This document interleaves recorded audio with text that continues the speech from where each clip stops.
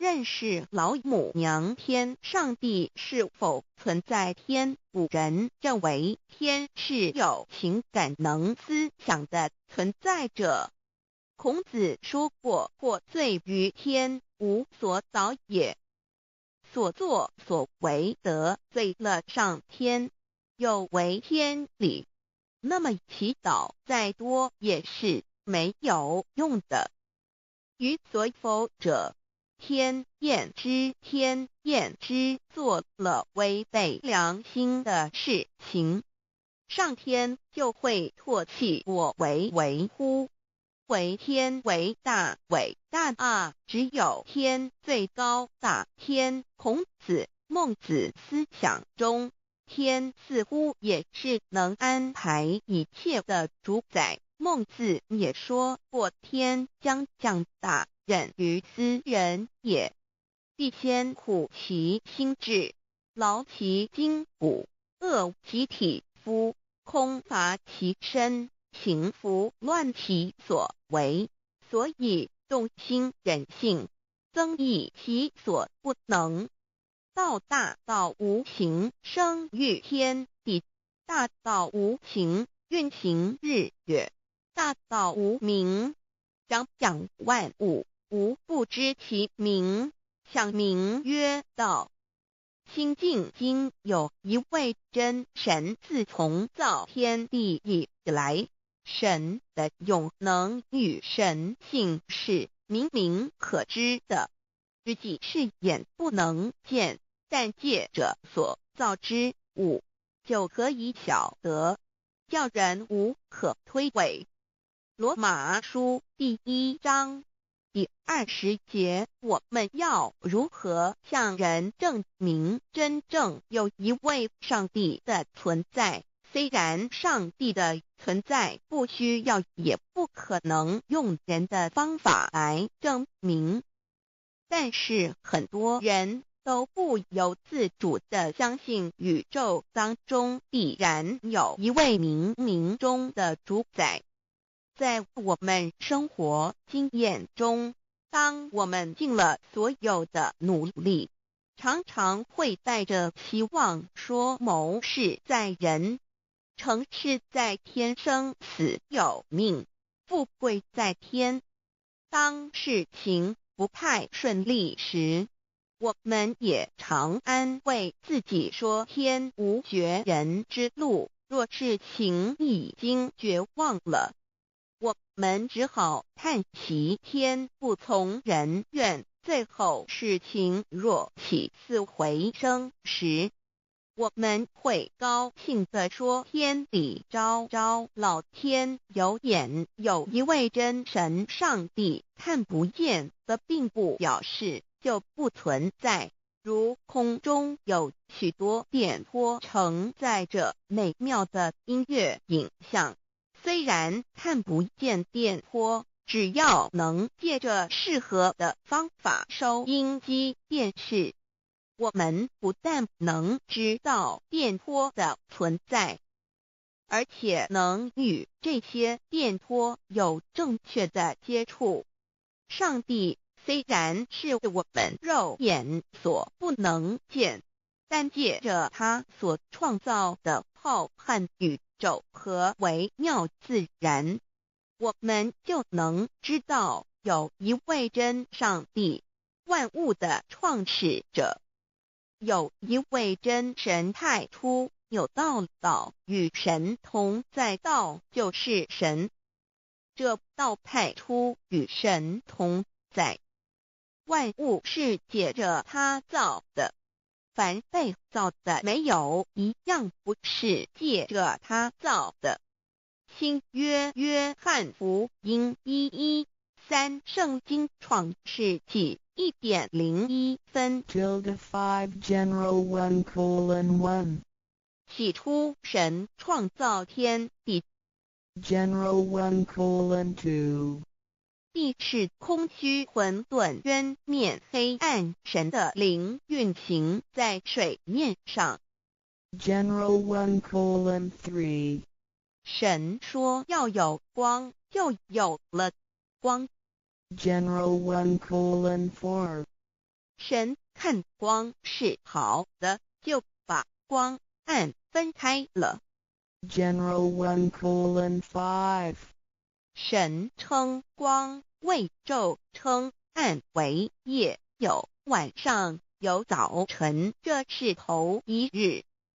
老母娘上帝阿拉，万物之真宰明明上帝，无量清虚至尊至圣三界十方万灵真宰老母娘，明明上帝老母娘，生天生地生万物，为天地万物生灵之真主宰，又称无生老母，又称明明上帝。上帝当知道，我们所敬奉的真神，就是四书五经所说的上帝。这真神两个字和上帝两个字，音虽不同，意思却是一样。就如大雅所说的音之谓丧失，克配上帝。朱子说，上帝就是天的主宰。小雅上说，按形体而论，就叫做是天；按主宰而论，就叫做是地。既是朱子和程子两个讲解，和真神两个字的意思是一样，就可以明白，我们所敬奉的真神，就是古年间的圣人所敬奉的上帝。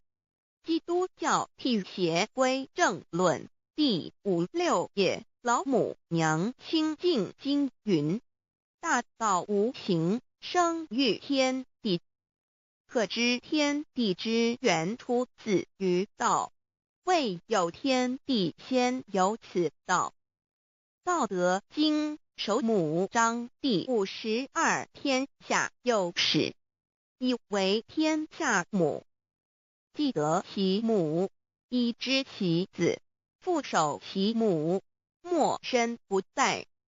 皇母训子十戒，三戒为道如尊我如尊，生克制化老身份。三戒十方母为主，养育圣凡一灵根。道生一，一生二，二生三，三生万物。道创天地而与天地同在，自性佛，即是灵，看不见抽象，但是它却存在每一位十方善知识的身上。所谓道化成肉身，住在我们中间。天主国与自性佛主耶稣对父神说，正如你父在我里面，我也在你里面，使他们也在我们里面。约翰17:21，道德经混成章第25，有物混成，先天地生，即西辽西，独立而不改，周行而不殆，可以为天地母。吾不知其名，自之曰道，强为之名曰大。大曰始，始曰远，远曰反。故道大，天大，地大，人亦大。狱中有四大，而人居其一焉。人法地，地法天，天法道，道法自然。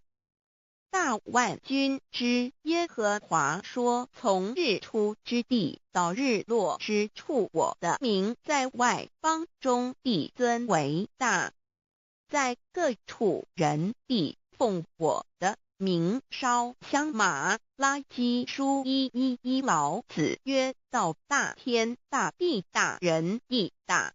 道德经混成章第25，皇母老母娘即是无极老母，无极老祖，无生老母。皇母天父，天上的父耶和华万军之耶和华神，上帝真神，阿拉真神主，真主，造物主，为皇上帝，明上帝造真理，老母娘慈训，明灵义典光，上帝赐而真宝藏，无量慈怀传懿旨，清虚大化救援，皇至尊无上威灵力，至圣心法，复贤良三界法，与慈云布十方，共沐朝母娘，万灵归根乐欢喜，真载无为居天堂，老母娘上帝，阿拉万物之真载，明上帝，无量清虚至尊至圣三界十方，万灵真载，一点明上帝圣号之意，以明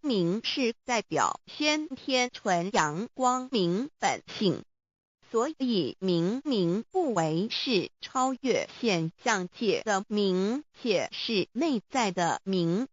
超越现象界的明为天命，内在的明为人具足的本性良知。上帝即宇宙的最高主宰，他是诸天神圣三世诸神之本，也是宇宙唯一至尊的神。他不但是灵性之根源，也是创造宇宙生育天地运行日月长养万物的大主宰。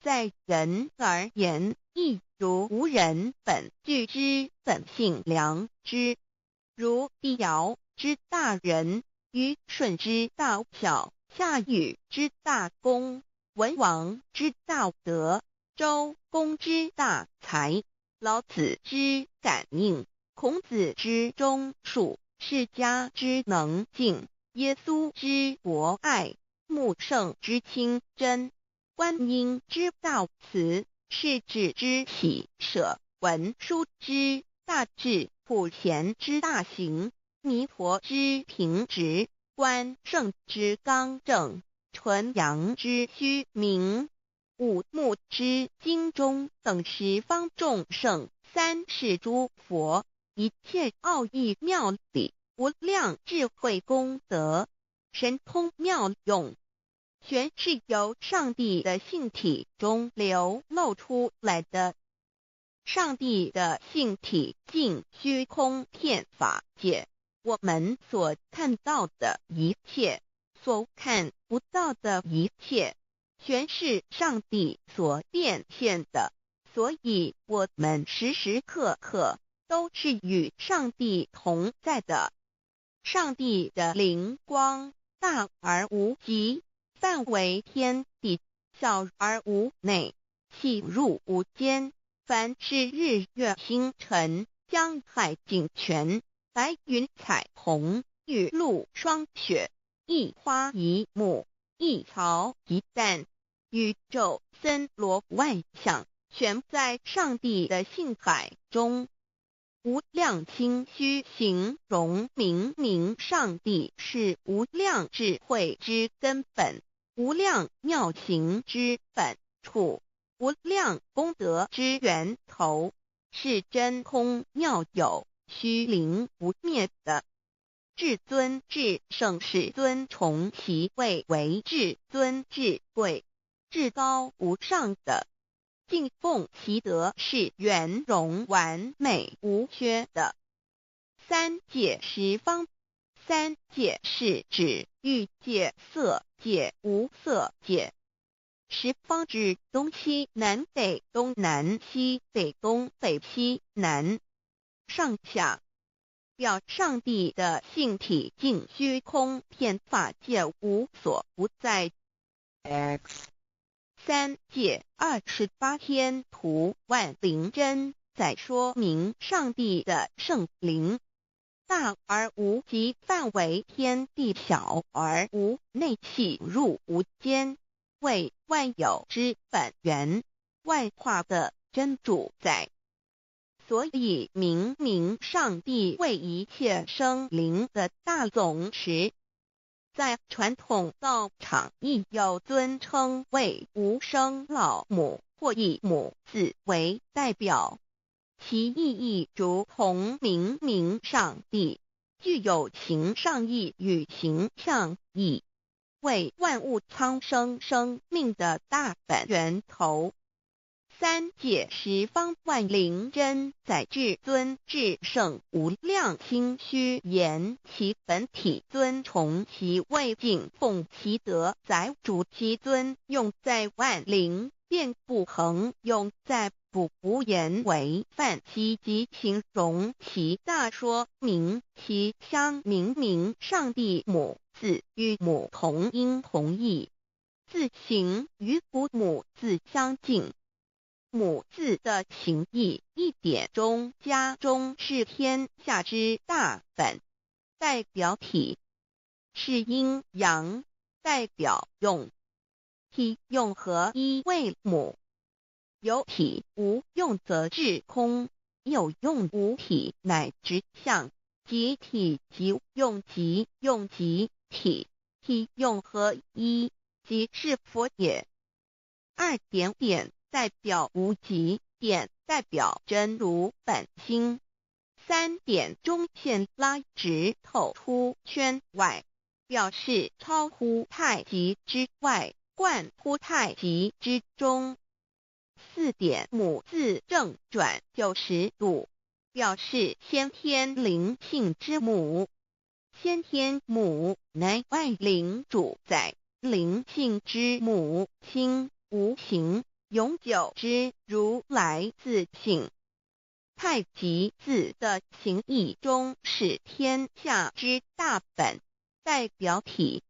两点是阴阳，代表用，从代表无极，动生阴阳从直心代表真如本心。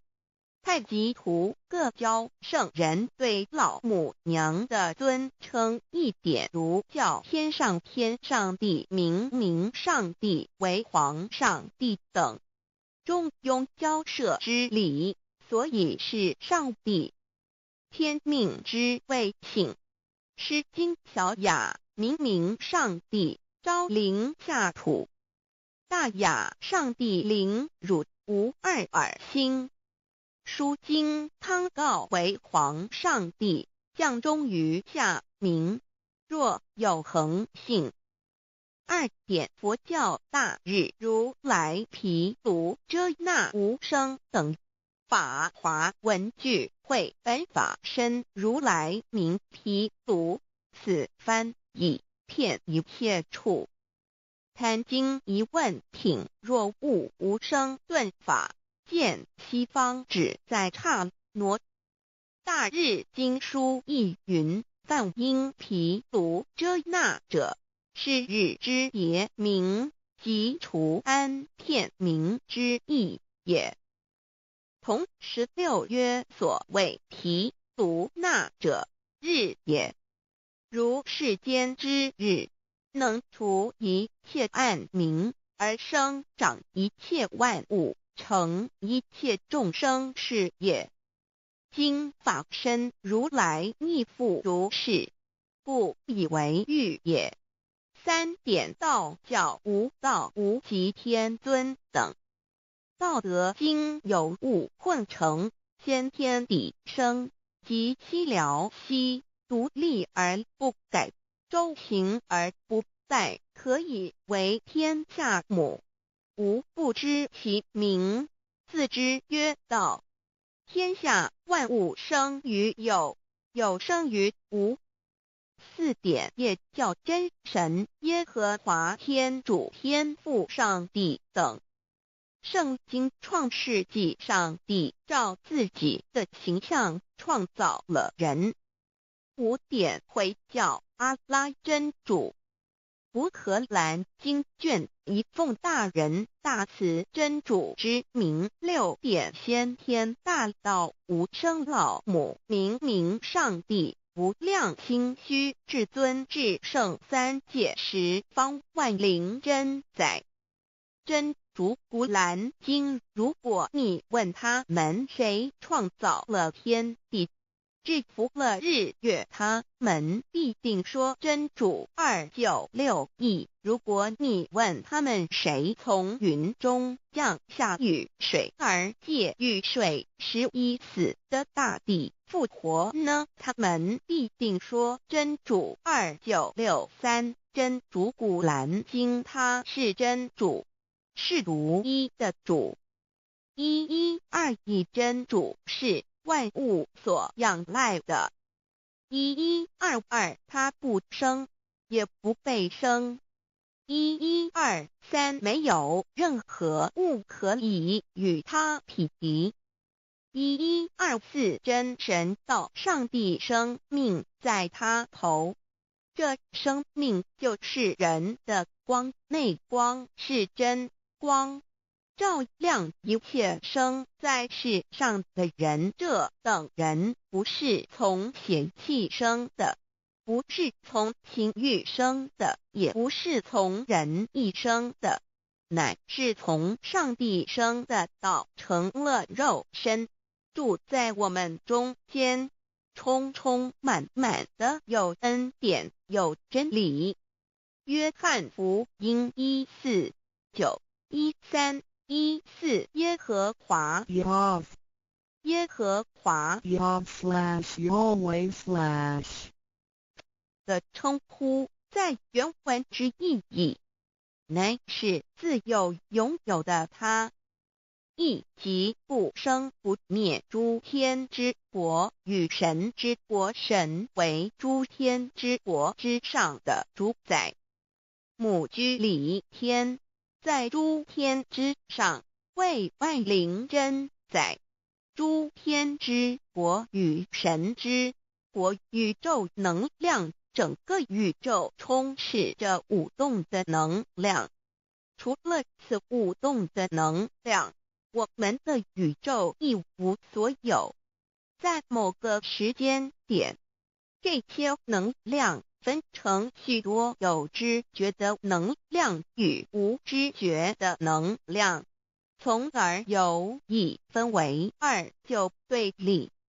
斯瓦米维达帕若提 Swami Vedabharati 者着火于家约翰一书第4章第13节，神将他的灵赐给我们，从此就知道我们是住在他里面，他也住在我们里面。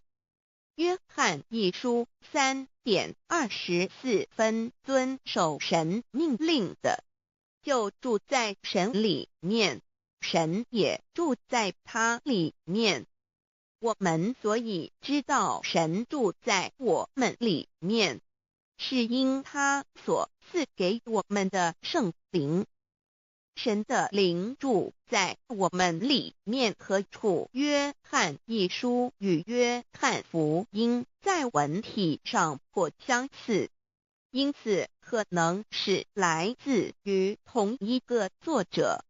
福音书作者约翰，神上帝老母娘的灵住在我们里面。圣经创世纪提到上帝创造天地万物的情形，创造人时，耶和华神用地上的尘土造人，将生气吹在他鼻孔里，他就成了有灵的活人。创世纪275教阐到佛家所言正法掩藏灵山柳之净瓶主人翁真主人真如等等。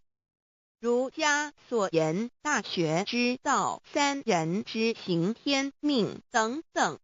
道家所言古神荼毒玄牝众妙之门等等。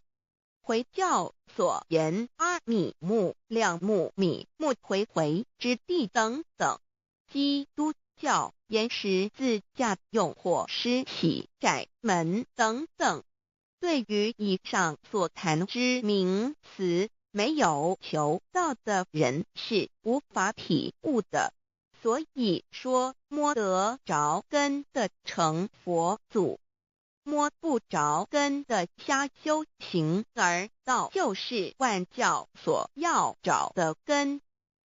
个根如没有经活佛师尊名师指点，是无法找到的。可见求道的重要。经典印证亦无有正法掩藏，涅盘妙心，实相无相，为妙法门，不立文字，教外别传。二佛在灵山莫远求，灵山只在汝心头，人人有个灵山塔，好像灵山塔下修。正法密传世尊在灵山会上，拈花示众，是时众皆默然，唯迦摄尊者破颜为笑。世尊曰：无有正法掩藏，涅盘妙心，实相无相，为妙法门，不立文字，教外别传。复主摩诃迦摄。世尊至多子塔前，命摩诃迦摄分作另座，以僧伽梨为之。遂告曰：吾以正法掩藏，密付于汝，汝当护持。五灯会元卷17佛释迦牟尼佛著僧伽梨比丘3之一，华译为众句11，又称为大一，由9条至25条制成，是作大法会，或是见国家元首重臣时所穿的。正法密传会能及会祖义。三古度世，足以袈裟遮为，不令人见。为说金刚经，至因无所住而生其心，慧能言下大悟一切万法不离自性。遂起祖言和其自性本自清净和其自性本不生灭和其自性本自具足和其自性本无动摇和其自性能生万法组之物本性。谓慧能曰：不是本心，学法无益。若是自本心，见自本性，即名丈夫天人师佛。The lamp of the body is the eye. The lamp of the body is the eye. If therefore your eye is good, your whole body will be full of light. 马太福音第6章22，眼睛就是身上的灯。你的眼睛若了亮，全身就光明。台中国际机电会中华民国总会2001中英对照圣经新约全书 The Holy Bible New Testament Chinese and English Bilingual Edition.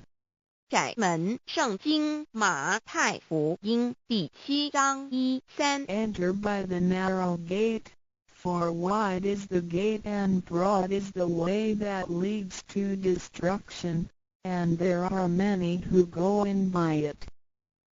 你们要进窄门，因为引到灭亡。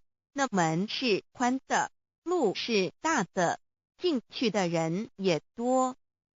台中国际机电会中华民国总会2001中英对照圣经新约全书 The Holy Bible New Testament Chinese and English Bilingual Edition. 窄门圣经马太福音第7章1-4 Because narrow is the gate and difficult is the way which leads to life, and there are few who find it. 因到永生，那门是窄的，路是小的，找到的人也少。台中国际机电会中华民国总会2001中英对照圣经新约全书 The Holy Bible New Testament Chinese and English Bilingual Edition 048L 佛家言步走正门，进入四生六道。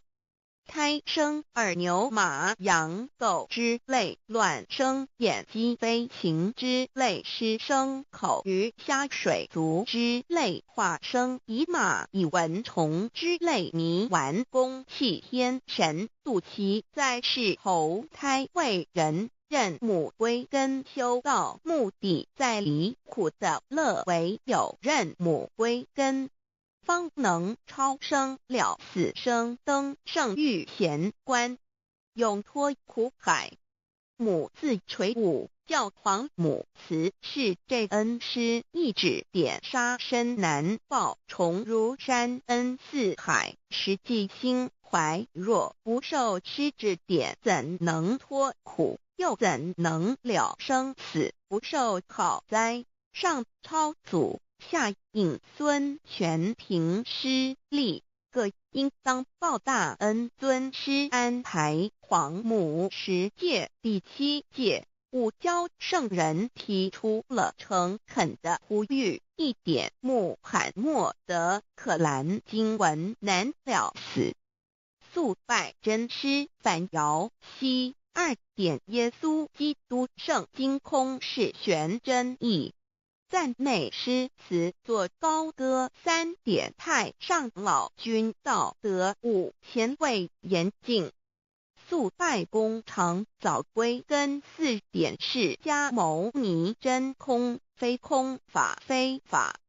如然自在是个。5点孔老夫子雄神之化之其旨，定静安律见本源。古人云白藕绿叶红莲花。3角原来是一家3大圣人发信礼，得了窍妙，回老家务有本末，事有终始，之所先后，则敬道矣。信教不爱修道，但不宜只有信教，耽误修道，本末倒置，实在可惜。点老母娘的奥妙道在使逆东郭子问于庄子曰：所谓道，呜呼！在庄子曰：无所不在。东郭子曰：其而后可？庄子曰：在蝼蚁。曰：何其下也？曰：在蹄。百。曰：何其欲下邪？曰：在瓦辟。曰：何其欲甚邪？曰：在使逆。东郭子不应。庄子曰：夫子之问也，故不及直。正或之问于监视律系也，每下狱况，汝为莫必，无乎陶物。只道若是，大言亦然。周天贤3者，一名同时，其之义也。庄子之备有第22老母娘的心声，3山坡母子礼，乃不得已。皇母训子10诫，1诫亦当初天未分，混沌未探，妙明明无人，我空空一团。9六一元佛子先天同具，无忧愁无烦恼，自在安然。先兄弟先姐妹生来伴，随母来随母去，不离身边。极乐国任逍遥，随意玩耍，成青龙画彩凤，无量尊严，不惧寒不惧暑，无数无观无阴阳，无对待，至理纯然，暇无事，任遨游，先天妙境门卷来，或下棋，或将琴弹，诗的是仙桃，点琼将玉一穿的是登云斜仙衣仙山，老母娘的心声。二论无极为圣域至善宝，静静而应通，万化万类根源，自从那骄子会气数以道为母，我命七佛治理坤乾，万八在气数并天使成就，又待至丑会满地是完全清气，升为天盘布至星斗浊气，降凝为地湖海山川，至凝会天地交日月和照会阴阳和阴晕，万类生全，此即是先天妙开辟之本，无极静态及动黄及坤乾老母娘的心声。三道即理理即道虚灵之妙道，生一一生二二又生三，一本散万殊哉，自无入有其奥妙，是神天意难尽言，天即成地即立，万物其北东土，无人焉，缺少女男，那时节为母，我无奈之处，方舍我九六子七将凡间屡次的差援佛东土，而下来一次反一次不肯治，凡无奈何为母，我造下且九三山颇弘罪了菩萨，佛难设一个大仙池，其来起早，趁机会先一邪收回礼，天众佛自救醒来，不见母面，又不见先一邪，可在哪边？老母娘的心声。四为娘我悲痛泪源自呼唤耳众等速东奔，莫要再敛，如若是先一邪教与尔等耳，哪个亦不肯再是至凡折树枝和树叶，遮寒地冷饿了失踪国子，可引心泉众佛子如调回悲哀悲叹，问母我至何时方把家还母？言答三期末，打开普度清烧书清寂性清度佛缘，降道乃为救良善，降劫乃为收恶煞，血泪以余叹子归，须用真心体会老母娘的心声。末节时期，把握经现效圣法前，不畏考验，坚守愿解共赴龙华，极乐国任逍遥，随意玩耍，成青龙画彩凤，无量尊严在里天极乐之天国里，任意逍遥游玩，随意玩耍，成其青龙，化作彩色凤凰，任意去来，显现无量尊贵与庄严，不惧寒，不惧暑，无数无管，无阴阳，无对待，至理纯然理天，无寒暑冷热，总是恰是温度，无拘无束，亦无阴阳之对待，只有纯然一环理气。理天以跳脱一切阴阳对待，故无阴阳寒暑之分别对待，自性至理纯然，通达无碍，故无束无管，暇无事，任遨游先天妙境门卷来，或下棋，或将琴弹弦，暇无事则任意遨游，观赏先天美妙景致，或下棋娱乐，或弹琴消遣，理天之境无闷倦之事，举凡一切活动皆随心之所至，意之所乐而为之。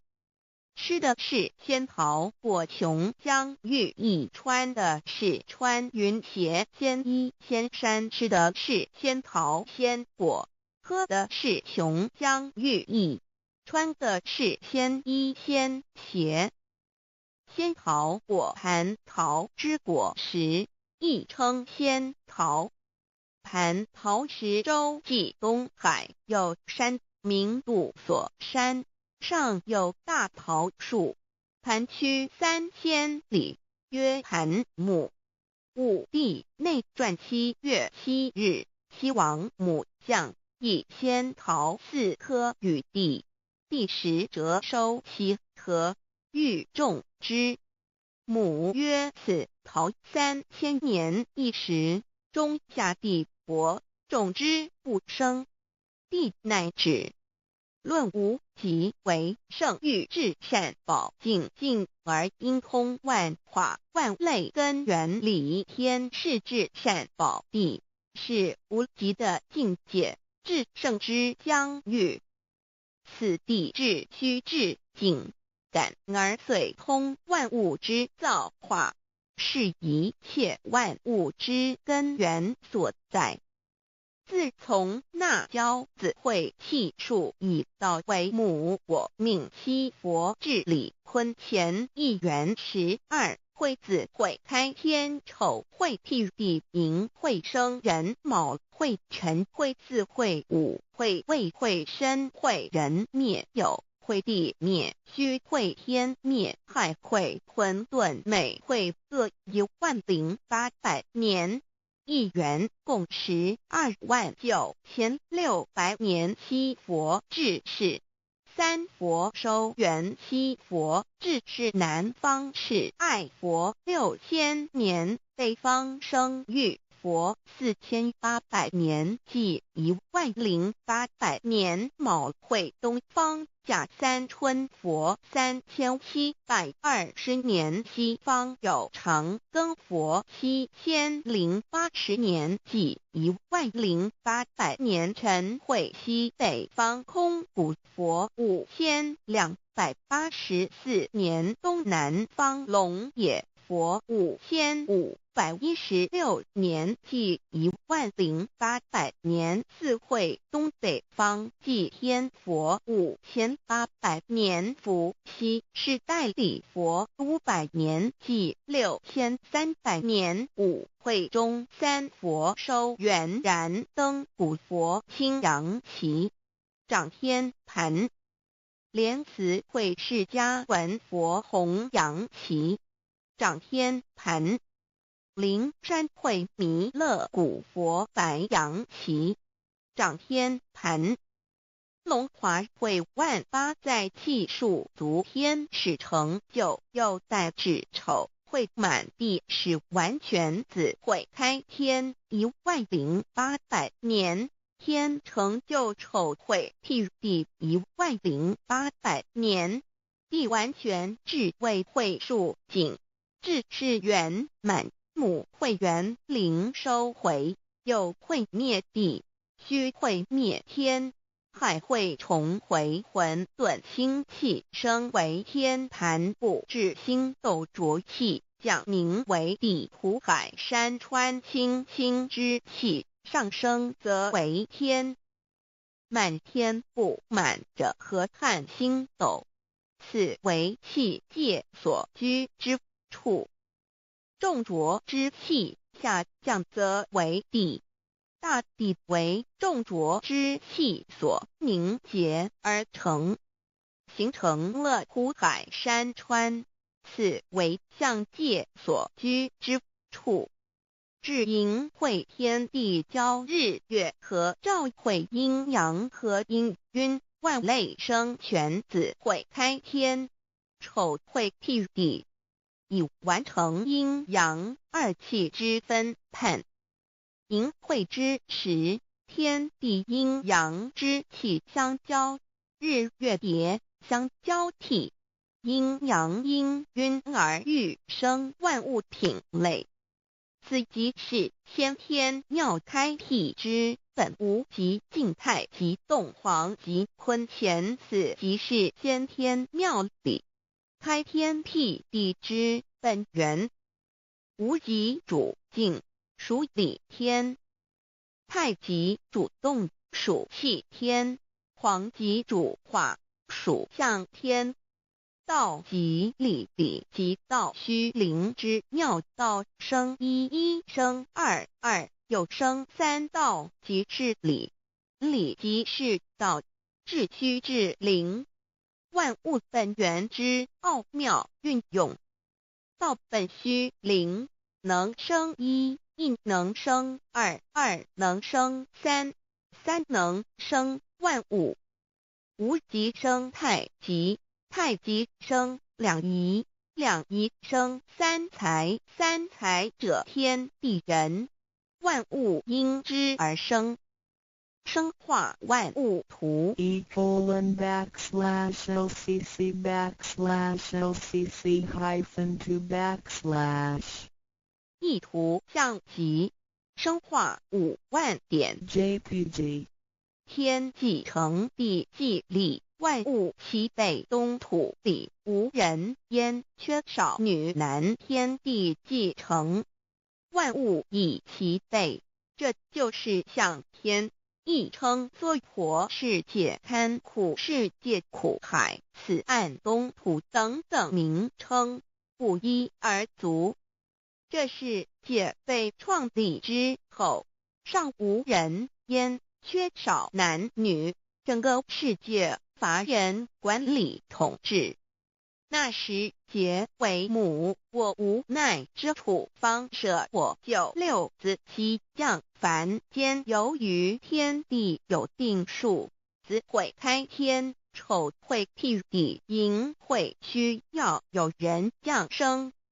时机已至，老母娘亦有无奈之处，才舍下皇母之96元胎佛子，以其降临凡间，接受种种历练，屡次的差援佛东土，而下来一次反一次不肯至凡，于是老母娘每次差遣援佛子下凡降临东土，每来一次又回去一次，就是不肯留下来治理凡间东土。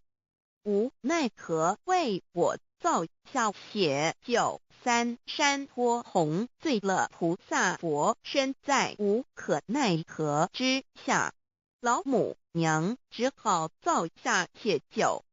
在三山托洪罪了原本就是佛菩萨的原胎佛子，设一个大仙池其来洗澡，趁机会先一邪收回礼天。老母娘还设一个大仙池，好让大家一起来洗澡，趁机会将大家的仙衣仙鞋都收回礼天。众佛子就醒来，不见母面，又不见仙衣鞋可在哪边。众佛子就醒之后，却见不到老母娘，又不见仙衣仙鞋。为娘我悲痛泪源自呼唤耳，众等速东奔，莫要再敛。老母娘因为要与众原胎佛子分离，故而心中感到悲痛而流泪，并且呼唤众佛子速速往东土而去，千万别再留恋于礼天之舒适自在。如若是仙衣鞋交与尔等尔，哪个亦不肯再是临凡。老母娘若把仙衣仙鞋交给原胎佛子，则又没有一个肯降临凡间留下来治理世界。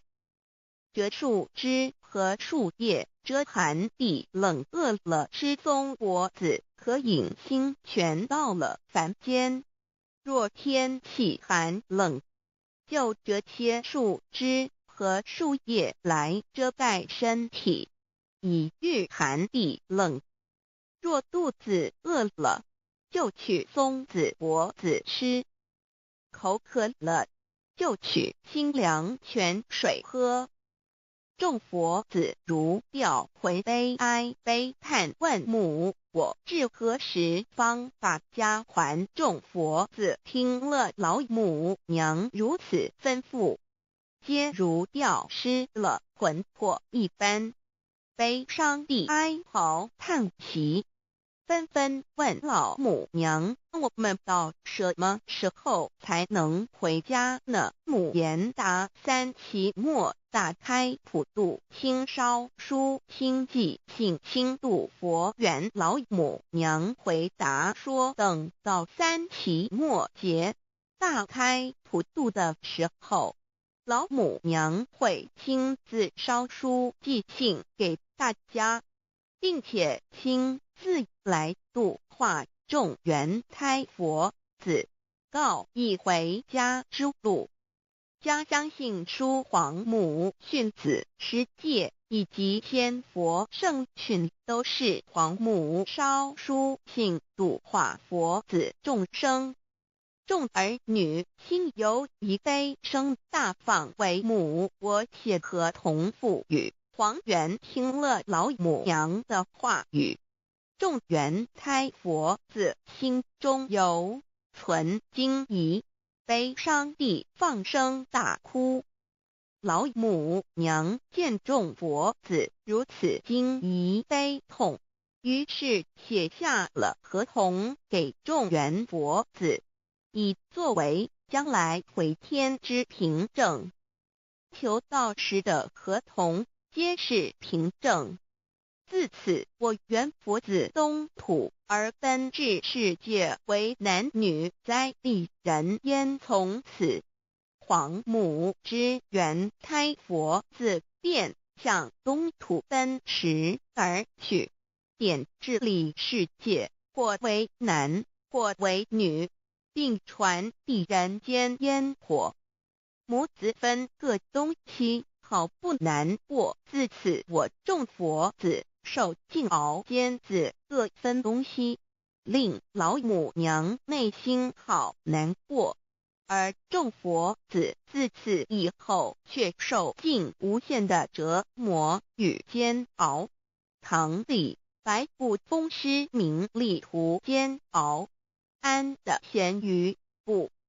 至今时区只算6万年，载每想而在世苦，母心难安。自三山托一别到现在，屈指算来已有6万年了。自寅会生人以来，至今未知出，已将近6万年时光。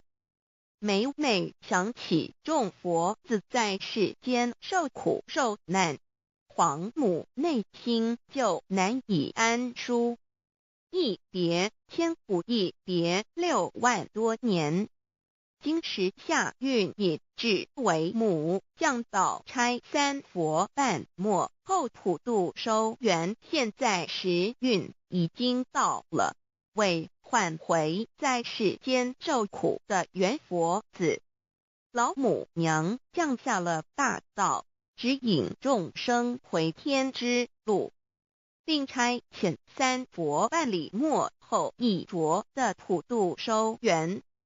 3佛燃灯古佛、释迦牟尼佛、弥勒佛，如何与老母娘同在一任理时修一理，不一人修道，任指真一人一出错，一理是良心，2行功了愿，天不能言，地不能语，人能弘道，非道弘人。结论而的敦厚善良，造就母的完美圆满，儿的光明坦荡，照耀母的灵明清虚，儿的柔和宁静凝聚母的慈悲感应，而得知足感恩，建立母的欢乐喜乐，而得无私无我，辉映母的无边无量，而得屹立不摇，契入母的永垂不朽本尊与分身关系。 On call.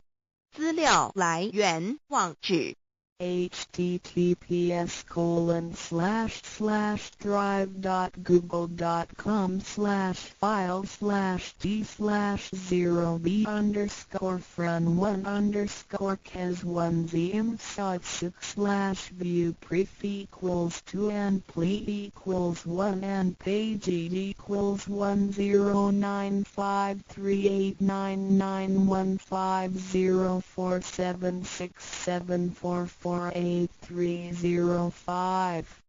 B3TREASRUAs of Tao. 3. 薄清法主讲者5. 净妙翻译者 Mr. Jerome William McCarthy Index. 目录 Chapter 1 Why are they congratulating me on receiving the Tao? 第1章为什么他们恭喜我求得天道 Chapter 2 What is the Tao? 第2章什么是道 Chapter 3 What are the three treasures? 第3章何谓三宝 Chapter 4 Why do the introducer and the sponsor take an oath at the altar? 第4章为什么引宝要立愿 Chapter 5 Why I should take an oath before receiving the Tao? 第5章为什么要立求道愿 Chapter 6 How to save human beings. 第6章如何求度众生 Chapter 1 Why are they congratulating me on receiving the Tao? Ladies and gentlemen, I would like to extend my heartiest congratulations to you, for this is your most auspicious day. Today you have received the Tao, which is the ultimate aim of existence. All of the Buddhas and saints attained the Tao in the past and, by transcending the limitations of birth and death, had become immortal. That which you have received today is the same Tao. Formerly, one who intended to receive the Tao had to abandon worldly possessions and enjoyments. If he was a king, he had to abandon his kingdom. If he was a high official, he had to resign his high position, leave his family and go to the remote mountains to seek a master who would transmit the Tao to him. After much suffering he would gradually perfect his conduct, purify his mind and heart and perform many good deeds. For his sincerity, God would send Buddha to transmit the Tao to him. Under such conditions a person able to succeed was hard to find.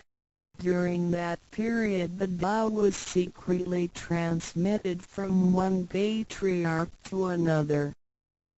第1章为什么他们恭喜我求得天道？各位先生太太小姐，首先让我衷心的恭喜你们，因为今天是你们大喜的日子。今天你们得了道，道是至宝，道超出了一切。每一位古圣先贤佛祖皆于古代求得天道，故他们能超出生死之界限而永存。今天你们所得的道即同他们其时所得的道一样。在古时，人要得道必须弃他在世界上所拥有之一切与享受。假如他是一位皇帝，也必须弃他的江山；假如他是一位大，他必须舍弃他的爵离开家人，入深山寻访能够指点他途径，传授大道给他的名师。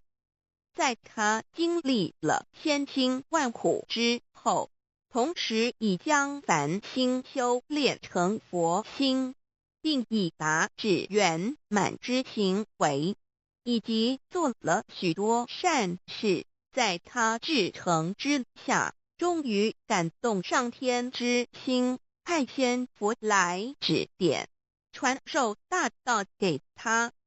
在如此之情况下，成功者非常稀少。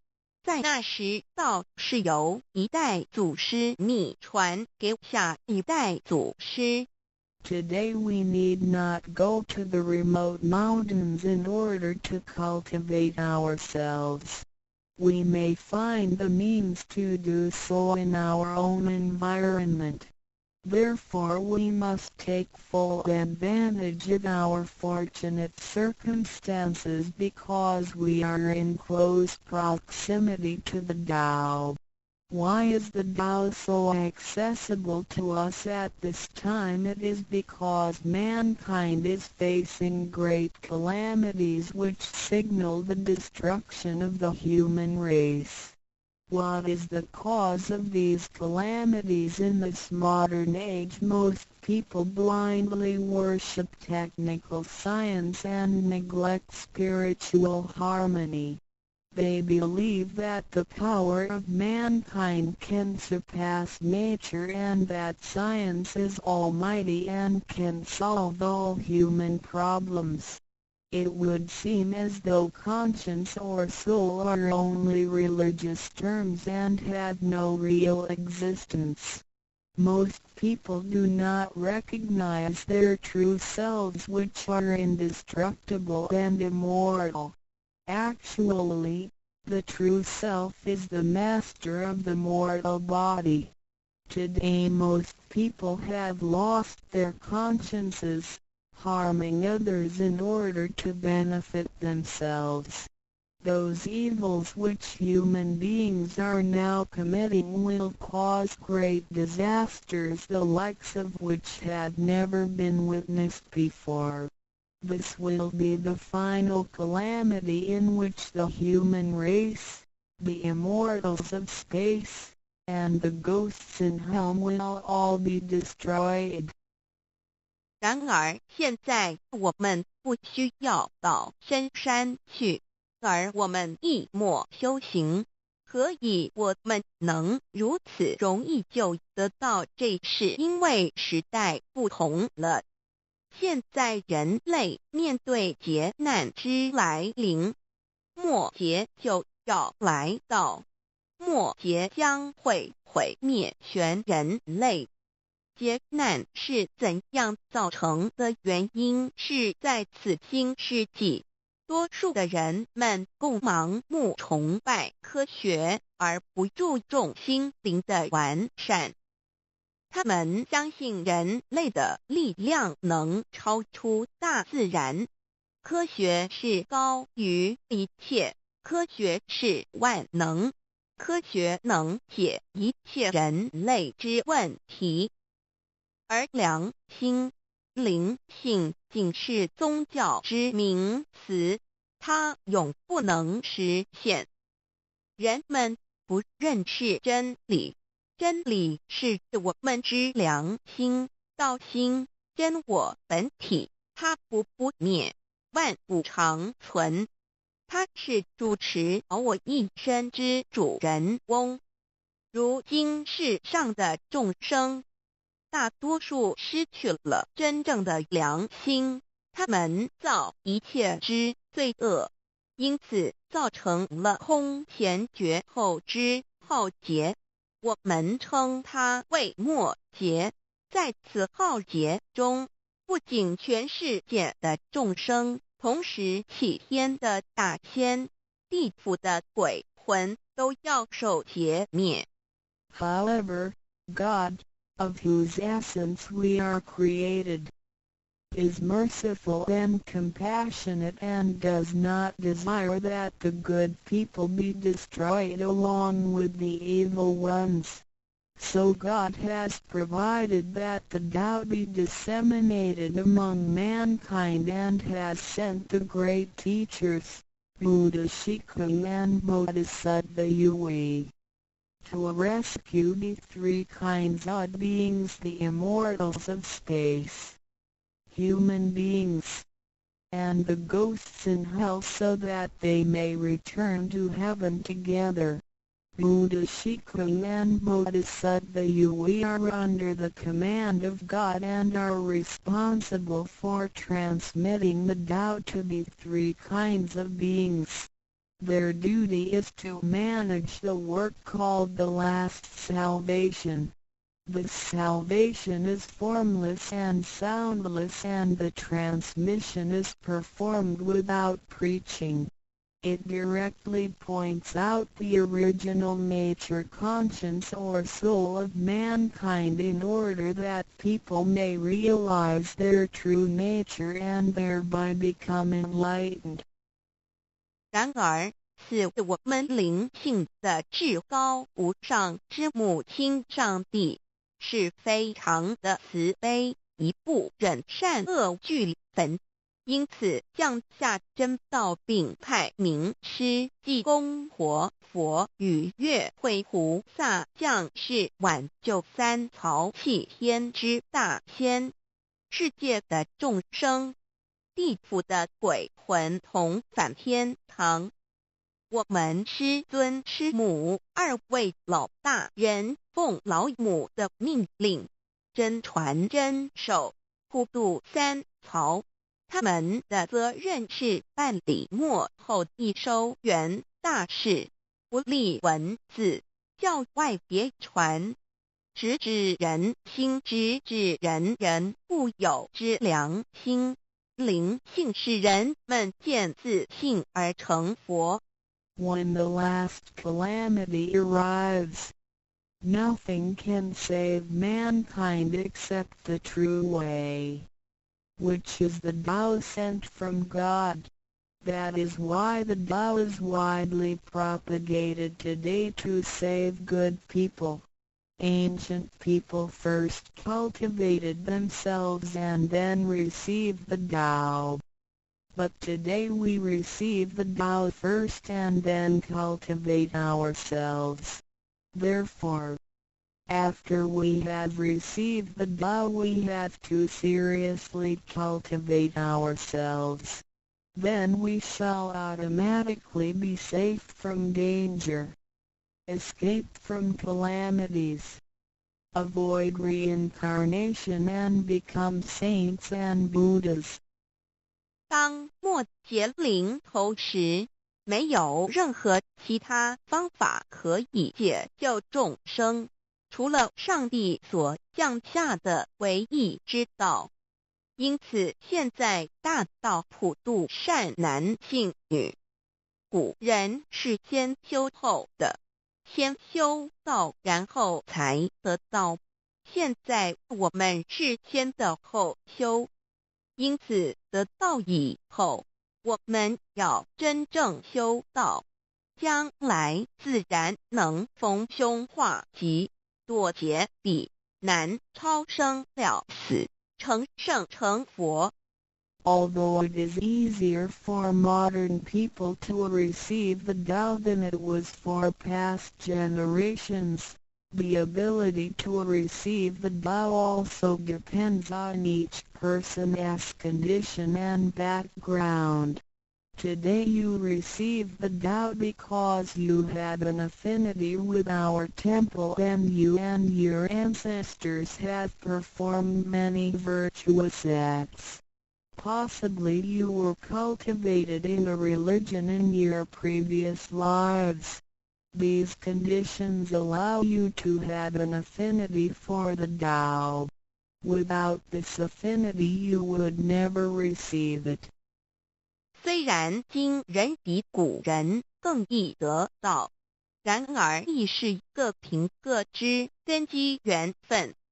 今天你们得到皆因与佛有缘，前世有行善积德，祖先有德，也许前世有修过五大宗教或其他宗教，因此使你们今天有缘得到，否则将永不能得到。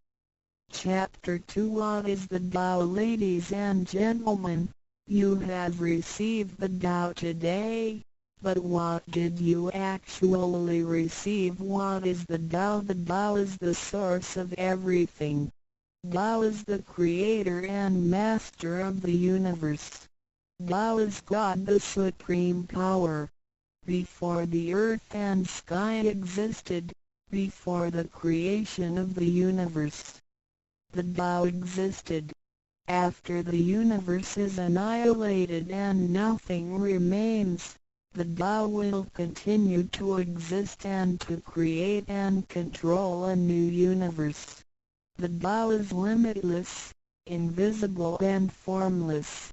It cannot be seen, heard, smelled or touched and is beyond the power of human comprehension. Tao activates everything. Yet we cannot see its action. It works without effort, yet nothing left undone. Man usually calls it nature. Nothing can exist without the Tao because everything depends on it.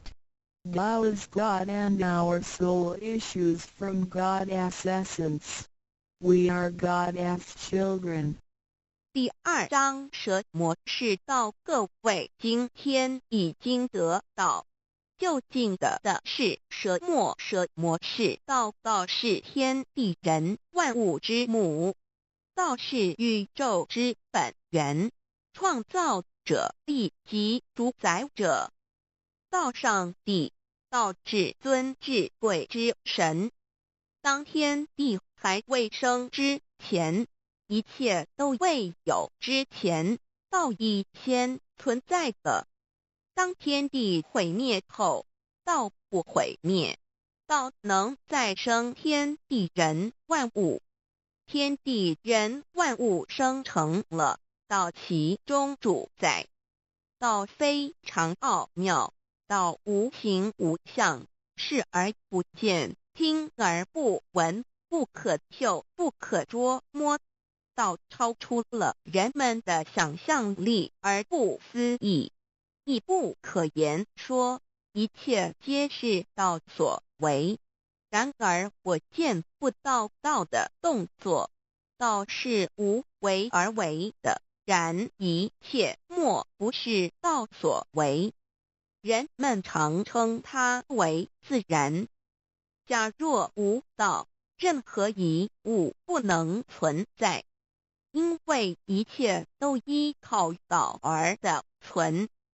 道上帝，我们之灵性是上帝所赐，我们是上帝之儿女，上帝是我们之天。When we speak of the creator of the universe, we call it Tao. When we speak of the ruler of everything, we call it natural law. When we speak of the animating and controlling principle of our being, we call it soul or conscience. When we speak of the creator of our soul, we refer to the Heavenly Mother. In Chinese she is called Lao Mu. All of the above are one and the same. 当我们从它作为宇宙之本源而言，称它为道；在它作为一切之主宰而言，我们称它为理。当它在我们体内，使我们生存并支配肉体时，我们称它为灵性或良心，因为它赋予我们本性。我们称它为老，这些名称虽异而其意相同，皆指同一物而言。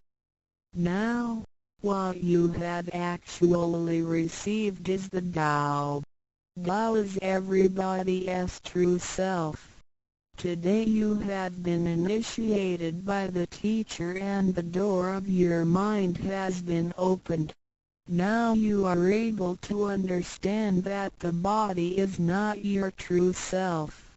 The body is controlled by the Tao within you. 现在你们的就是道，道是每一个人的真我。今天你们一的名师指点，开了心窍。现在你认识了肉体并非真正的你，而灵性才是真正的你，那位无情无相的。然而在支配你的身体的灵性，才是真正的你自己。While you are alive, your soul dwells within your body. As soon as the soul leaves your body, you are dead. Your soul is from God, but your physical body is from your parents. You already had the Tao within you yet did not realize it. Therefore, you have had to search for it and had now been fortunate enough to find a teacher who was able to transmit it to you. Previously you believed that the physical body was your true self and behaved accordingly. You were selfish, committing misdeeds, acts of violence, and overindulging in physical pleasures.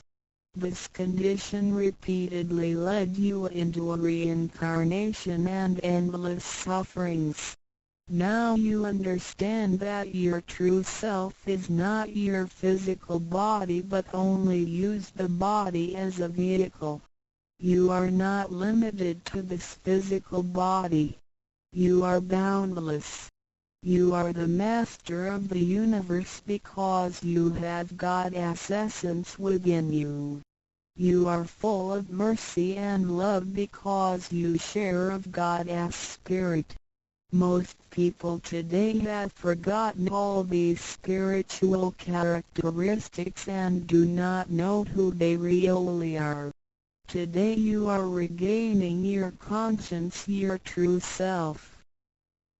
每个人活时，灵性在他体内，若灵性已离开，他立刻就死亡。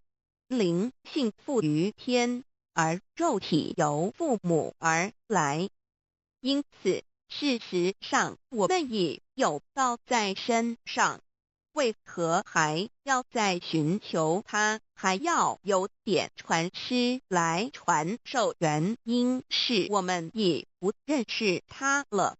我们以为肉体真我，而不知它原是假，因此我们变得自私，做了许多错事与罪恶。为了使此色身享受如此，使我们坠入轮回中，遭受无边痛苦。我们不知真正的我乃是灵性，而我们已不是仅限于此肉身。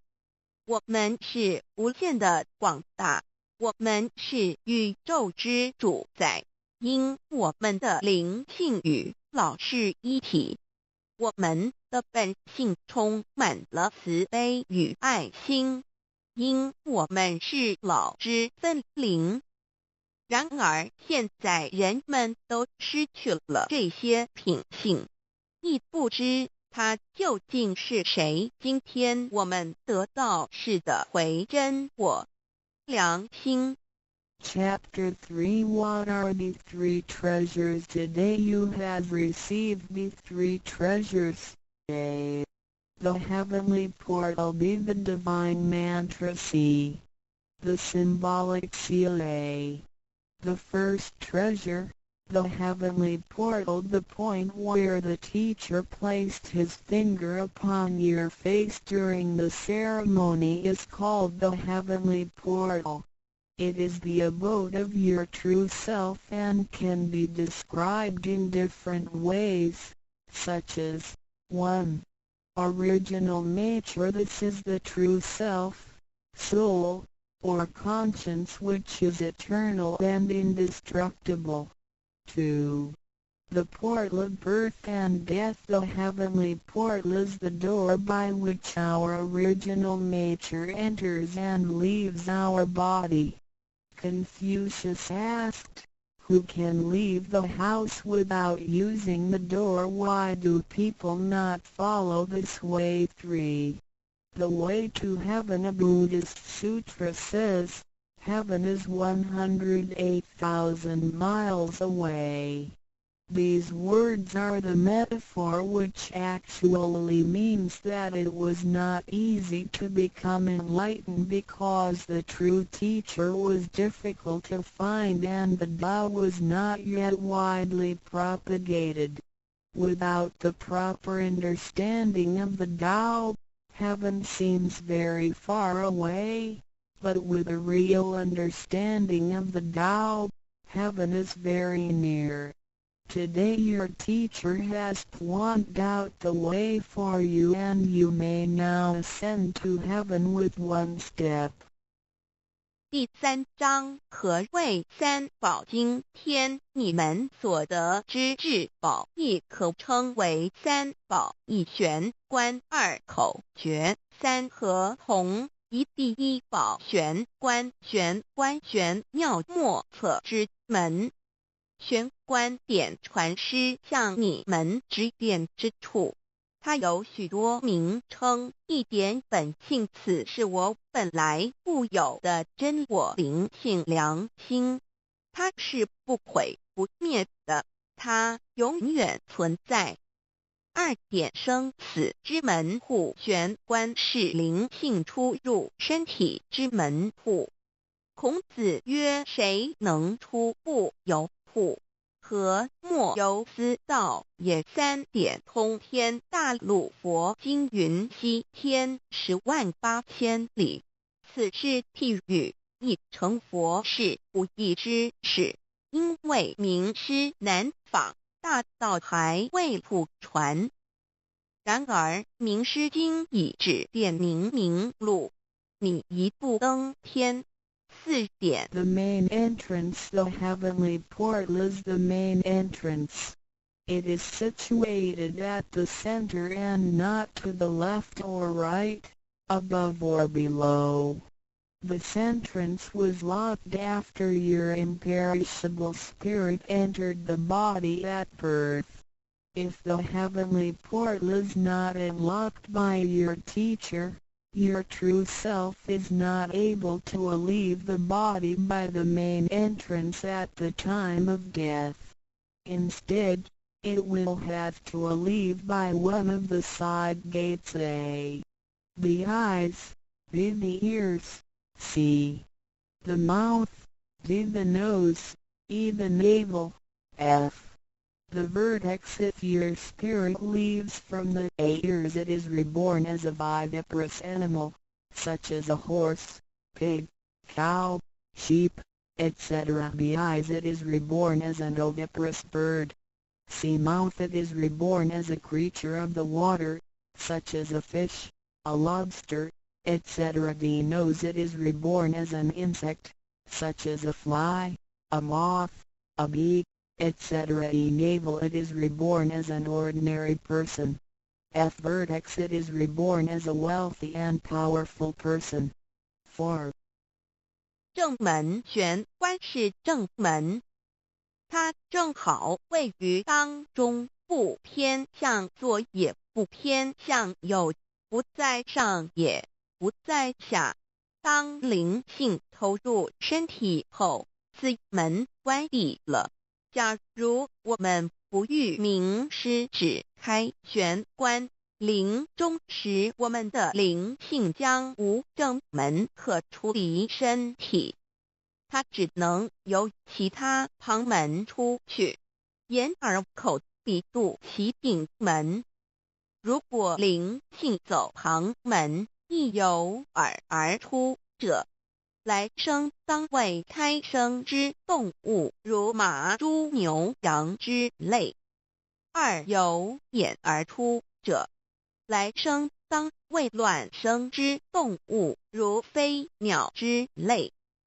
三由口而出者，来生当为湿生之动物，如鱼虾之类。四由鼻而出者，来生当为化生之动物，如苍蝇、蜜蜂之类。五由肚脐而出者，来生当为平庸之人。六由丙门而出者，来生当为富贵之人。上述之路乃生死轮回之路，不能脱出生死之苦。点传师点开玄关正门，这是通天之路，我们不必再走四门，不必再坠入轮回受苦。但是我们必须要真修，否则玄关虽开，我们的灵性仍不能返天，因我们还是充满罪恶。灵性为罪恶所是不能自由从正门而出的。五点 In the Bible, Matthew 13:11, John said to his disciples, I baptize you with water to show that you have repented, but that one who will come after me will baptize you with the Holy Spirit and fire. The law is transmitted to you in the temple of God through God's sanction and commandment. The holy lamp on the altar symbolizes God. In the transmittal ritual, the teacher uses the incense to lead a line of fire from the holy lamp to your heavenly portal. Then, using his finger, he connects God's spirit with your spirit so that they flow together as one, thereby enlightening you with God's Spirit. This is the actual fulfillment of John's prophecy. 5. 圣经上记载，约翰对他的门徒说，我用水给你们施洗，表明你们已悔改。然而在我之后的将用圣灵与火给你们施洗。请记忆，你们是在上帝的宫殿里得到，因为我们有上帝的天命。那盏佛灯代表上帝老。在点道之仪式中，你们已见到点传师以香柱从佛灯引来一条经指向你们的玄关，然后借点传师的手指点在你们的玄关之时，上帝一一的圣灵已点开了你们的心窍，照破了黑暗。现在你们可见到约翰之预言已经实现在你们身上。6点 Sakyamuni Buddha said, I have the great Dharma which is hidden in the eyes. This indicates the location of the heavenly portal. 6. 释迦牟尼佛云无有正法掩藏此语，暗示玄关之地。Be the second treasure, the divine mantra 1. You have now been given the divine mantra. It is very important to remember it as it will save your life. It is only to be used in extremely dangerous situations. This mantra acts as a powerful spiritual distress signal to the divine forces, much like an SOS transmitted by radio waves. It is to be projected mentally and silently with great concentration, while at the same time focusing the eyes on the heavenly portal and holding the symbolic seal with the hands. powerful aid will immediately be sent to you in order to rescue you from danger. If you sincerely cultivate yourself, you will always remain under the refuge of Buddha. 第二宝口诀心经或无字真经，一刚才传授口诀给你们，还记得吗？请再说一遍。当性命危险时，你才用此宝，将真经默念口中，手抱合同，你将可被仙佛救护，脱离危险。不过要注意，此口诀仅能于性命危急之时方可运用。假若我们真诚修道，当然我们将受仙佛之庇佑。2点 The divine mantra which connects your true self with God. This mantra is without form, sound or color and is the essence of Tao, the underlying and ultimate principle of the universe. This mantra unites your being with that of the Tao, forming a powerful bond. Every great religion indicates this potential unity, but they do not fully understand how to implement and effect it. You now have this knowledge and are familiar with its application. 2心经口传心授由声音而达入无声因果之真心，由千经万典而达入真经真典。心经心法真空也，真我本性也。3点 The true teaching is transmitted from mind to mind.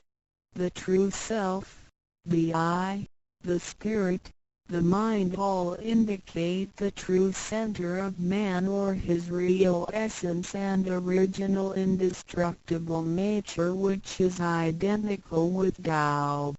The human being is a microcosm, sharing all the attributes of the macrocosm. Since he is essentially divine, man only needs to understand the nature of reality and align himself with it. The more pure and refined his nature, the more conscious he becomes of his relationship with the Tao. When he realizes that he is one with the Tao, he has become fully enlightened. 3以心传心口传心手，以老之心传于众生之真心，此者老的分灵之心也。C. The third treasure, the symbolic seal 1. In Chinese, fa means to combine and tun means all together. The symbolic seal, which is formed by the two hands joined together, is the golden seal, which is formed by the two hands joined together, is the golden seal which unites us with God. It is like a contract or mutual agreement, which is the actual meaning of Hatun between you and your Heavenly Mother. It acts as a signal, password, or passport. It is a spiritual instrument of identification, as well as symbol with many ramifications. 2. When you hold the symbolic seal, you are united with God. 3. The left hand is good, so it is placed on the outside, covering the right hand. The right hand is often used for evil purposes, such as beating and killing. The right hand is placed on the inside because of its evil propensities and is shielded by the left hand. Together the hands hold the word child, which is formed by the two thumbs in proximity, symbolizing the Chinese word hai, which means child. This hand symbol acts as a direct signal to God. It serves to mobilize heavenly protection and causes the user to escape from any impending calamity. 4. Let us quote some words from the Bible. Matthew 19:13-15. Some people brought children to Jesus for him to place his hands on and to pray for them, but the disciples scolded the people. Jesus said, "Let the children come to me and do not stop them, because the kingdom of heaven belongs to them." He placed his hands on them and then went away. This event illustrates the power and significance of the symbolic seal. At that time Jesus placed his hands on the children's heads and explained that this is the way to God's kingdom. Today we hold the child symbol and realize that we are the children of God and are willing to return to God's presence. 3. 第三，抱和同一点和同之意，和是合成一体，同是相同，和同象征老赐予我们的经印，表示我们已归根认。我们手抱合同，表示我们要与老合成一体，同老一样，是说与老和灵永不再分开。2点和合同，同和，抱起合同，能闭眼罗。3点左手属善当在外，右手属恶居内边。子亥相掐怀中抱，能脱臼大大节关。4点现在让我们引用圣经之语句，有一些人带孩子们到耶稣跟前，求耶稣为他们按手祝福，但是使徒们责备那些人。耶稣说，让孩子们到我这里来，不要阻止他们，因为上帝的国是属于如此的人。耶稣为他们按手祝福，然后离开。从这件事，我们可以了解，它是对合同之一种预言。在那时，耶稣把手按在孩子头上，并说：“须如此，方能返回天国。”如今我们手抱子海觉，并觉悟我们是上帝的儿女，且愿意回返上帝身边。Chapter 4. Why do the introducer and the sponsor take an oath at the altar before you receive the Tao from your teacher? 2 persons take an oath at the altar, one as your introducer and one as your sponsor. Without these 2 persons, the Tao will not be transmitted to you. The introducer vouches for your character and guarantees your good conduct. The sponsor guarantees that the Tao is the true path and that the teachings are genuine. A vow is also taken to guarantee that any money which you may donate to the temple will only be used for the printing of books and other such noble purposes. 第4章，为什么银宝要立愿在典诗还未传到给你之前，有2个人做你的银宝师，先立愿引保你求道，否则典传师不可传道给你。这2人保证你是好人，并发誓他们是引你入正道，并非左道旁门或破邪教，他们并非狂哄你的钱财，否则他们愿受天雷诛。你奉献的功德金是来建佛堂、引善书，任何人也不能把它用在私人用途上。Chapter 5 Why I should take an oath before receiving the Tao. Before anyone receives the Tao, he has to take a vow which states that he will faithfully adhere to the principles of Tao and will not reveal the secret teachings of the three treasures to anybody. 第5章为什么要力求道？愿每个人在为求道前，必须先立愿，表白他将诚心报道及不泄露天机三宝给任何人。Chapter 6 How to Save Human Beings. Now you have received the Tao, which is ineffable, sacred and sublime. You have just been saved by someone, so now you should try your best to spread these exalted teachings to your fellow human beings and urge your family, friends and acquaintances to receive the Tao. This is of great merit for you because you are not only saving someone's physical body from disaster, but you are also saving his true self from the sufferings of reincarnation. Also you not only save that one person because, if he cultivates himself properly, he can also save 7 generations of his offspring by his virtue.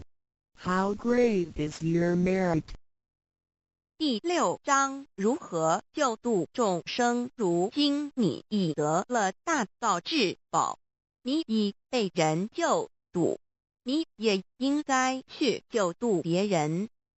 所以请你尽量的度你家人、亲戚、朋友求道，让他们亦得蒙上天之恩典，此乃你莫大之功德。因为你不仅救了他的灵性脱离轮回之苦，并且救他的色身脱离劫难，同时你不仅是救了一人，假若他真修，他将能以他的功德来超拔九玄七祖。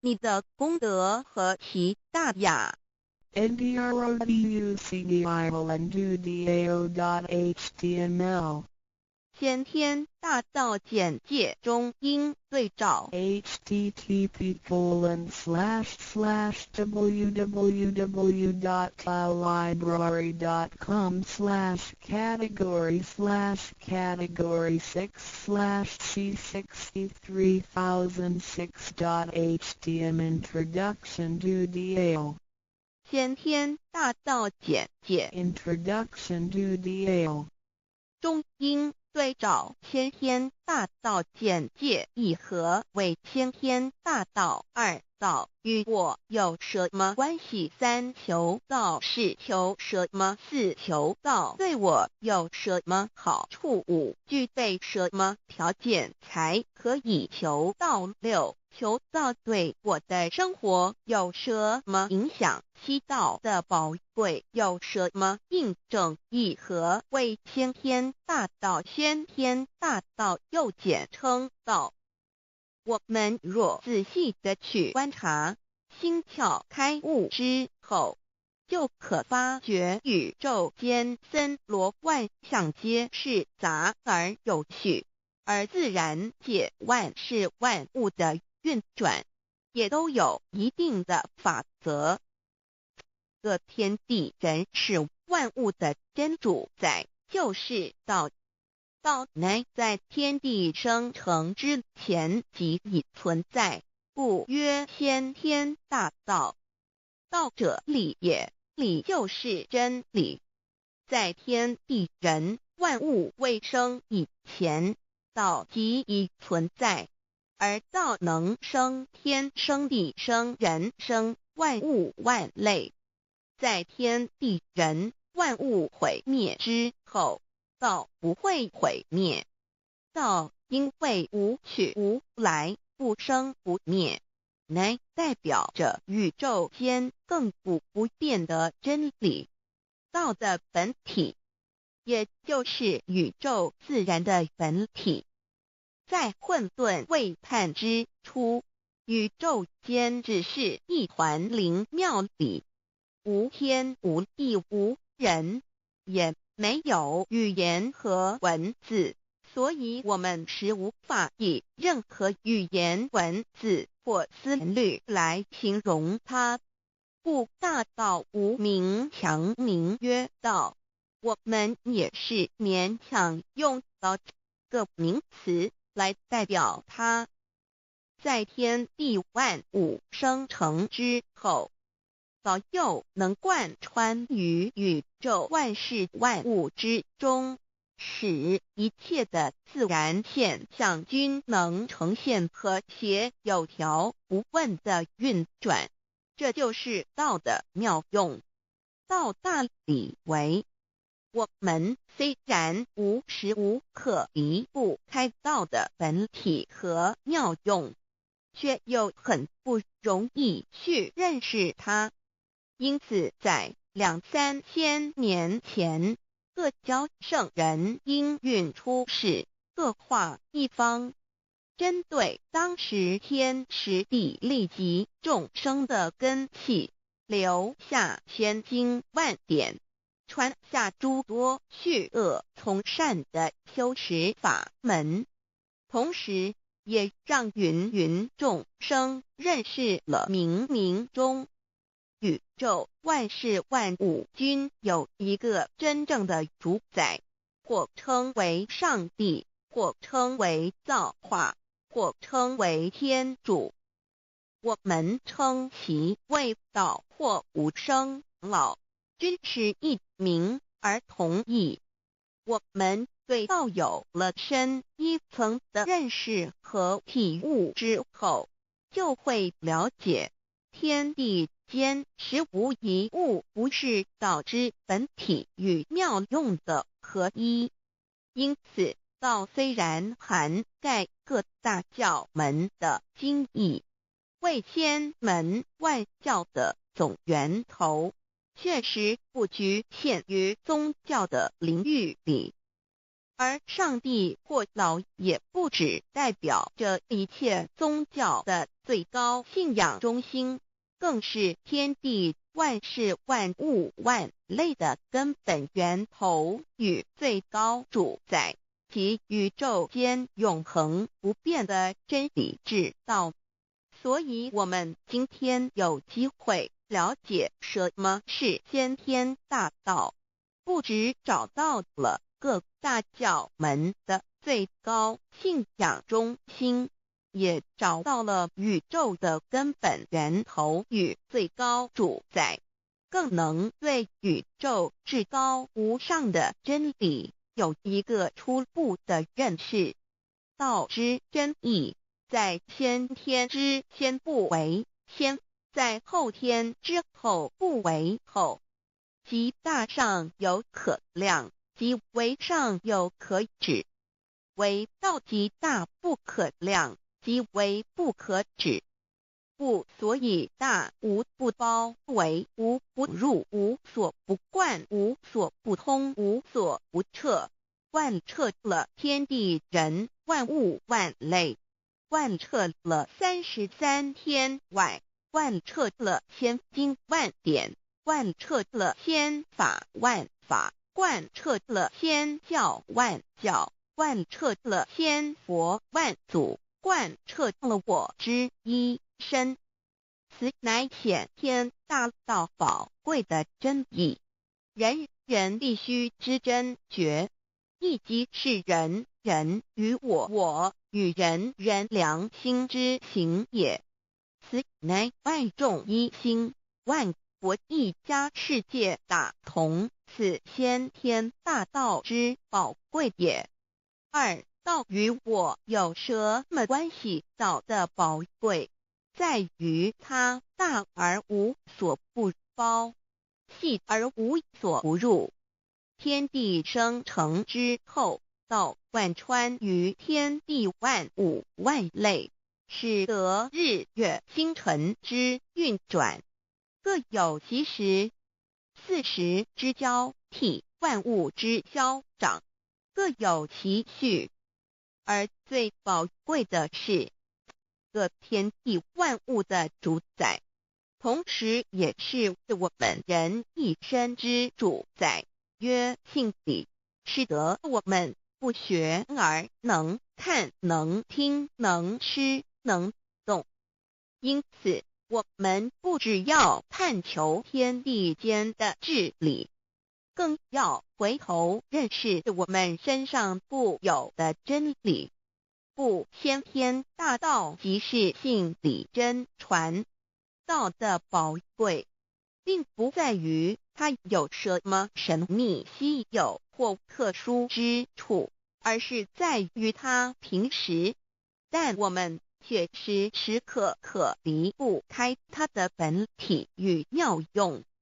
我们反观一下自身，就会发觉我们身体的结构是非常精密和奥妙的。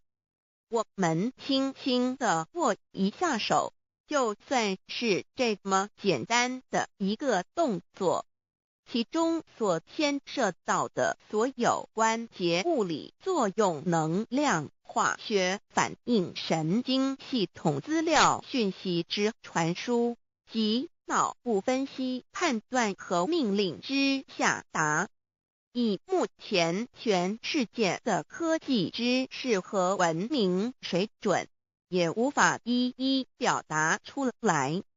但是我们做出个动作的能力，却完全不因个人知道上了程度的差异而有任何影响。无论是学识多丰富的学者，或是目不识丁贩夫走卒，无论是成人，或是刚出生不久的婴儿，都可以轻而易举地做出的动作。人人与生俱来，不学而知，不学而能，无增无减的良知良能，就是主宰我们一生的道。我们有学习而得到的知识和才能，有忘记的时候，有疏远的时候，而道的本体和妙用，不用学习，不用思考，大而能主宰宇宙的运作消长，小而能主宰我们一生之视听言动。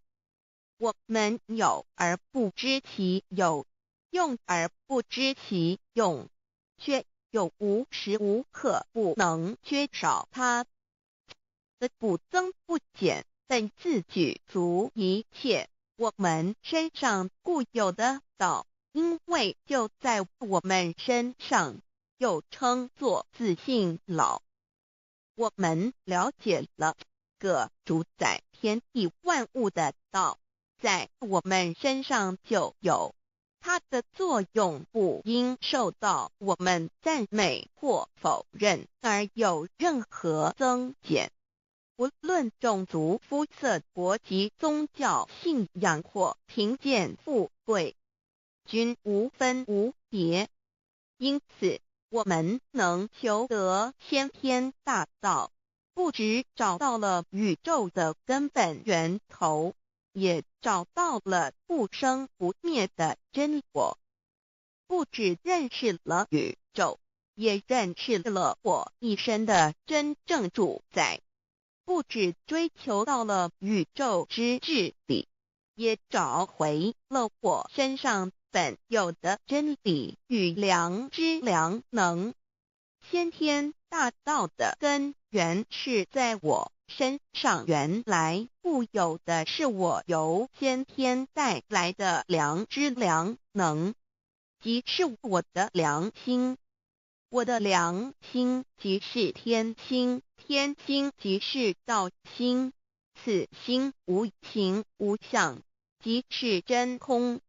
真空之妙，空而不空，空中妙有。妙有者，生天生地生人生万物万类之大本也。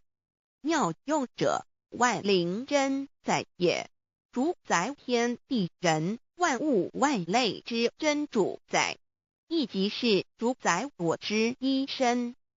故曰道在无身，一切万能。道离无身，此身在无一能。先天大道如此宝贵，乃人人必须追求之道也。三求道是求什么？静心观察我们所存在的这个宇宙，我们往往会赞造物主的神奇。自然界每一刻皆有无数的事物在同时运转，而其整体却又是那么协调。我们身上的这个真理不也是一样吗？每一分一秒，我们身上皆有无数的生化反应、物理作用等同时发生。道的妙用分布在我们身上，不用学习，不用思考，其作用虽成千上万，合起来却只有一个自我，一切有条不紊，自然而成。道在无身，运用自如，在眼能视，在耳能听，在口能言，在鼻能闻香臭，在身能运用行动做事，此即道在我身之妙用。所以我们了解了道不只主宰着天地万物，更主宰我们一身。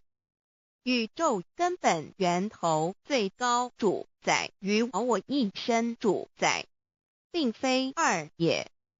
道的本体无形无相，我们肉眼看不到它，手也摸不到它，但它却无时无刻不在发挥其妙用，更进而随着天时及环境而发展出语言文字经典及造福人类的文明，此即是我们良知良能之作用。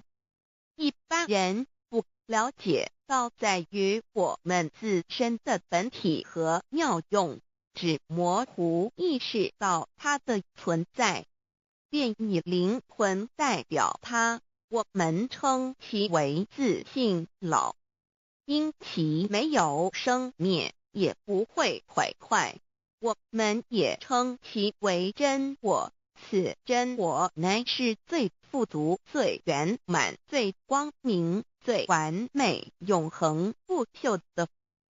现在我们来生一看，看得见摸得着有形有相的肉体，能不能代表我把一个人生命中不同阶段的照片拿来比较，我们就可发觉，面貌是无时无刻不在变化的。我们一般均习惯以相貌认人，但相貌却不是永恒的。我们的肢体也不是真我，某些人不幸失去了一只手或一只脚，仍是好好的活着。我们的内脏呢？现在科学昌明，其至仅能把动物的心脏成功地植入人体。我们不能因此说这人不是他自己了。就算头的脑细胞从我们一出生就开始不断的在坏死、减少和变化之，因此有形有相的肉体只是真我的一个工具而已。肉体虽然看似真实，却无时无刻不在改变之中，不需数十年又变成一堆黄土。因它不是永恒的，我们称之为假我。对于真我和假我有所了解之后，我们也就可以了解我们为什么要求道了。如今我们非常幸运能有机会求得先天大道，求得的就是三宝。三宝简单明了，但也博大精深，其内容在求道时会详细解说。现在只简单的提出2点。首先，求道就是直接点出了真正永恒不朽的真我，也就是良心本性的发。在物质文明远较精神文明昌盛的今日，假若迷失真我，我们的人生将有如行尸走肉。若是认假为真，更是我们为了盲目满足假我而做出害己害人的事情，造成自己在世时与死后的灾祸。因此，求道启发了我们内在本的真我良心，真我假我协调融合，使我们的人生不论存没，都是平安喜乐自在充实而有意义。其次，求道也就是开启了我们身上的正门，又称良心之门、智慧之门、慈悲之门。这个门非常的重要。当我们要离开一间房子时，自然由大门离去。如果此门无法开启，而被迫从窗户或阳台跳出时，就可能会摔断腿。我们的肉体就像一间房子，真我灵性就像是房子的主人。当有一天肉体要毁坏时，真我灵性若不得正门而出，被迫另寻旁门，其恐惧与焦虑是无法形容的。这也导致了死后的痛苦与不安。因此，我们可以发现到，绝大多数的人临终时，其肉体皆显现山僵硬、恐惧、无助与挣扎之相。求道就是开启我们个生来死去之正门，也就是通天大路。因此，我们今天很幸运能求道，求得三宝，打开灵性通天之正门，可以让我们找回真我，认识我自己身上的道，自然以良心作为待人物之准则，使人生更有意义，更进而解决生死大事，得到超生了死的保障。100年之后，回到我们的来故家乡。所以先天大道又是回天之道。先天大道之宝贵，即是千经万典不如一点。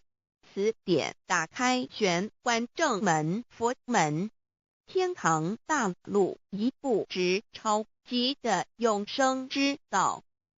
此典宝贵，超佛越祖，超经越典，超越天地。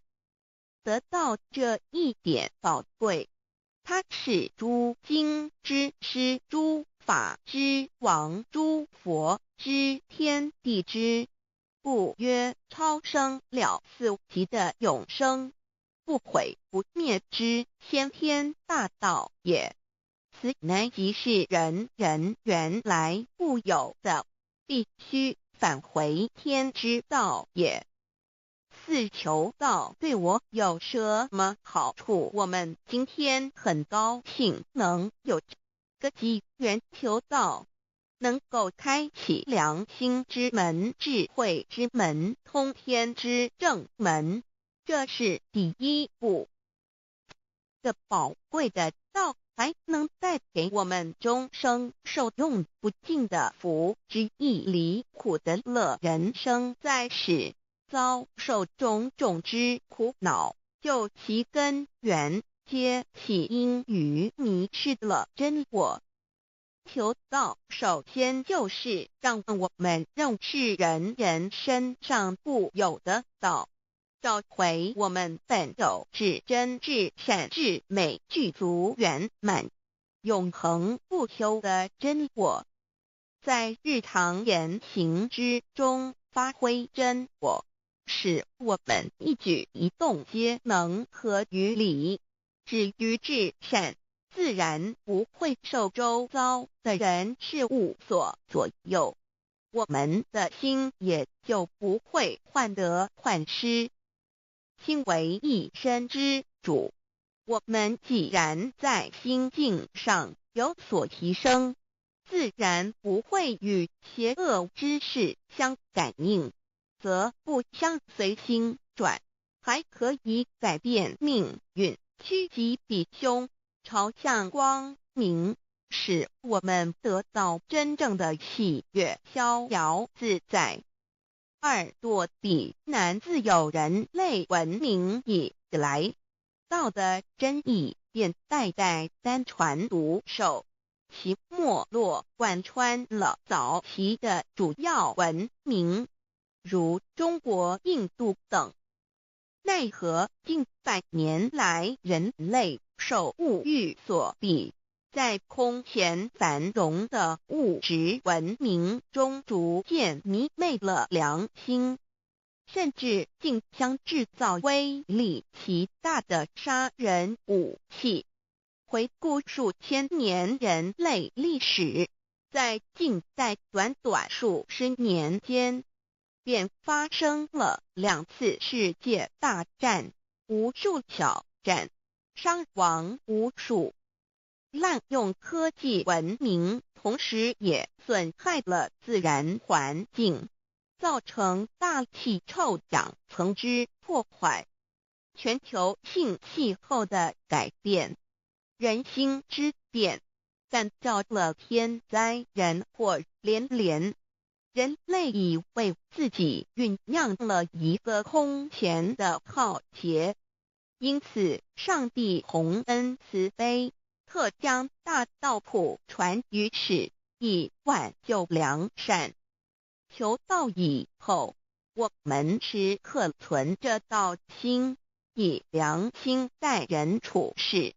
当遇有人力不可挽救的灾祸时，只要诚心使用三宝，必能灾必劫，逢凶化吉。此事验证甚多，不胜枚举。三超生了四，人生有如一段苦乐相参的旅程，遭受生存竞争、衰老、病痛、死亡等困苦，人皆难免。而人间种种欢乐又往往是短暂易变的，尤其当旅程结束时，终就成空，归宿渺茫，更不禁令人凄独怅惘。是以智慧者有见于此，乃以超生了死，追求真实永恒的人生意义为人生至高之目标。古代先修后的，因此古人为求超生了死，尽毕生之力，苦修苦行，仍难以访得名师，达成心愿。如今大道普传，先走后修，在求道过程中，天命名师一指，开启了我们通天正门，先赋予超生了死的保障。我们得道以后，认识了真我，以真我为主宰，远离邪心妄念，让我们的心念、言语、行为，无论待人处事，皆合于良知。100年之后，真我灵性自然返回故家乡，永享平安喜乐。4成圣成贤求道，也就是为我们种下一个成圣成贤的正因道种。只要我们以智慧慈悲心境灌溉它，它必然萌芽开花结果。在此功利主义弥漫的黑暗时代，大道乃是光明的灯塔。求道修道，不仅让我们能够独善其身，更使我们有机会可以兼善天下。求道之后，只要我们时刻抱着道心良心，在日常生活中真诚实践道的精神，不计个人得失荣辱，努力使周围每一个人都可得享到的好处，让道的光明照亮每一个角落，尽其一生精进不懈，则在世即成就圣贤事业。归天之后，必证圣贤果位无疑。先天大道的宝贵就是天道天命，天命就是3曹名师，名师一点玄关开，打开正门佛祖来。天堂非在我身外，天上地下我都在。此乃先天大道的尊至贵至宝也。先天大道，天命宝贵，3曹名师这一点妙至极意，非是在言语文字相声音可得，非是在千经万典上的，非是在讲经说法上的，非是在世智辩聪上的，非是在博学才能上的，非是在才高八斗上的，以上皆是生死法对待法，非是超生了死脱对待了生死之法也。此次级的先天大道妙用妙能的宝贵，其妙极矣。此者是无师智，此智是妙智妙慧，此智此慧是我本来固有的，由先天带来的，亦即是在找回来天地人万物万类未生以前我的初心，即我良心天心道心老心也。先天大道之妙，此妙之贵，妙不容言，不学而知，不学而能，亦即是先天带来的先知先觉妙用妙能。此知此觉此能此用，不用言语文字声色，不用思想，不用念头，不用言听是动，而生天地人万物万类。生天地人万物万类之后，这天地人万物万类，实可分妙，也离不开其妙用妙能，故曰万灵真主宰也。设若天离开先天大道之妙用妙能，则河汉星斗乱序，日月无光，亦不能轮转，则阴阳二气不能流通，万物万类世界的众生，人人皆不得其生存。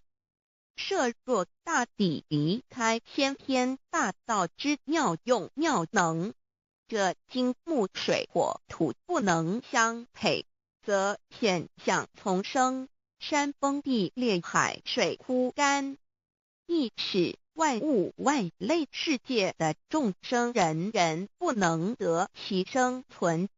设若人离开先天大道之妙用妙能，则寸步难行，眼不能看，耳不能听，口不能言，总之全身不能动作。100日之后，成了一堆臭骨臭泥土。此乃先天大道妙用妙能的宝贵，妙至极矣。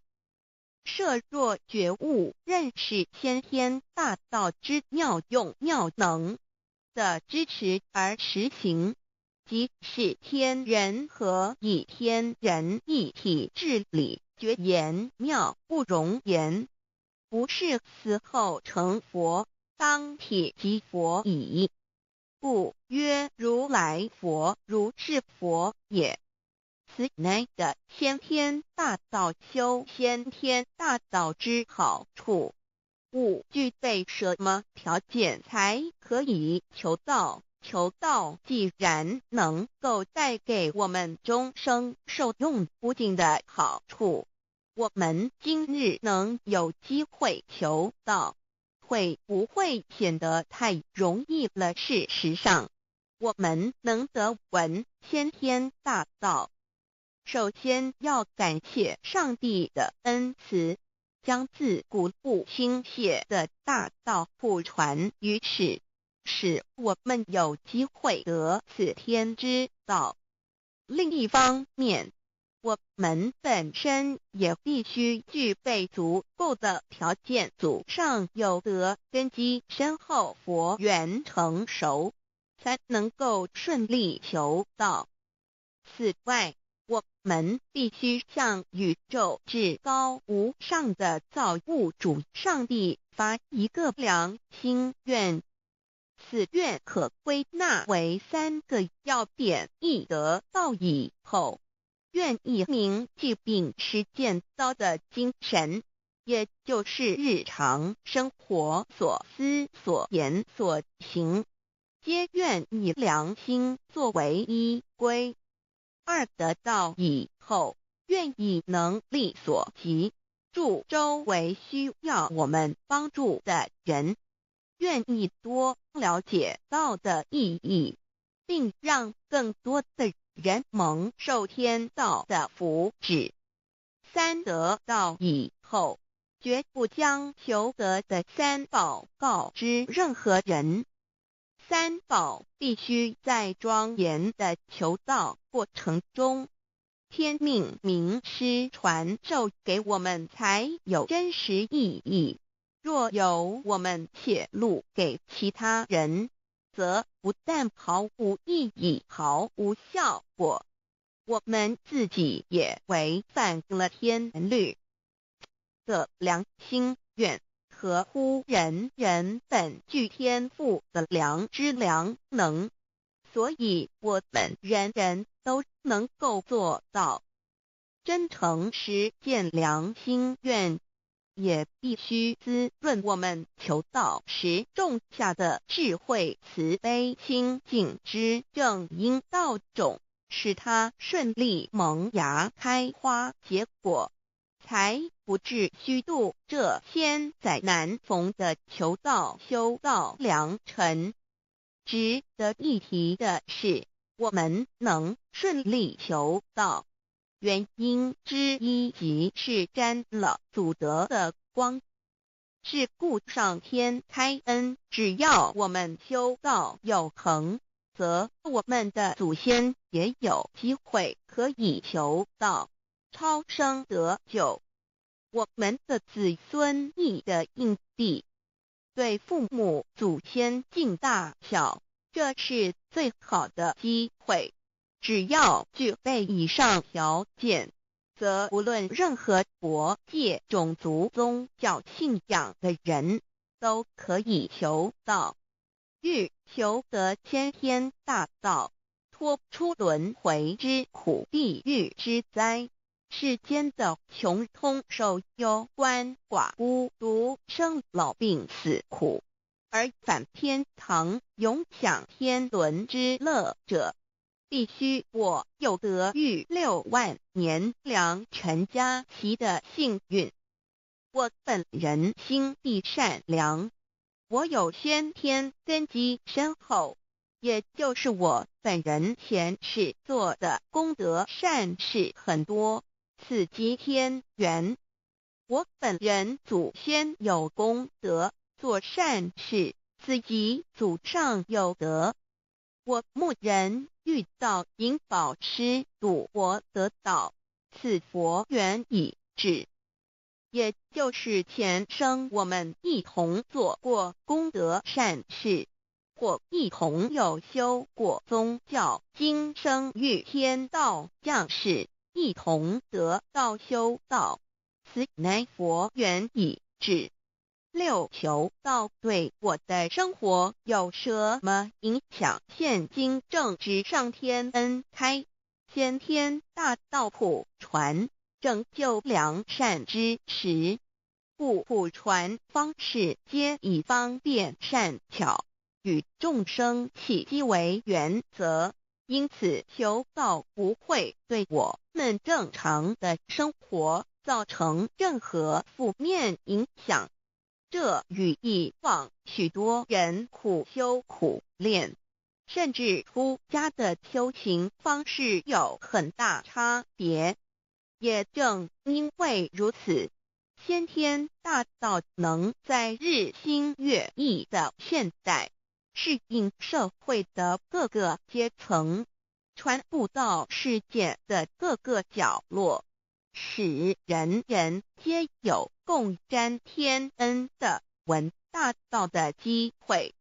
关于求道对生活有什么影响，我们就以下几点来看。一、与任何宗教没有冲突，道代表着天地万物及我们一生之最高主宰与真理。不止在各大门创始之前，甚至在天地未生以前，道就已经存在了。因此，任何教门，只要其教义是追求真理及实践良心，就不会与道有任何冲突。事实上，不止宗教，只要我们以探求真理的角度去观察，则自然界万事万物皆能与道吻合与印证。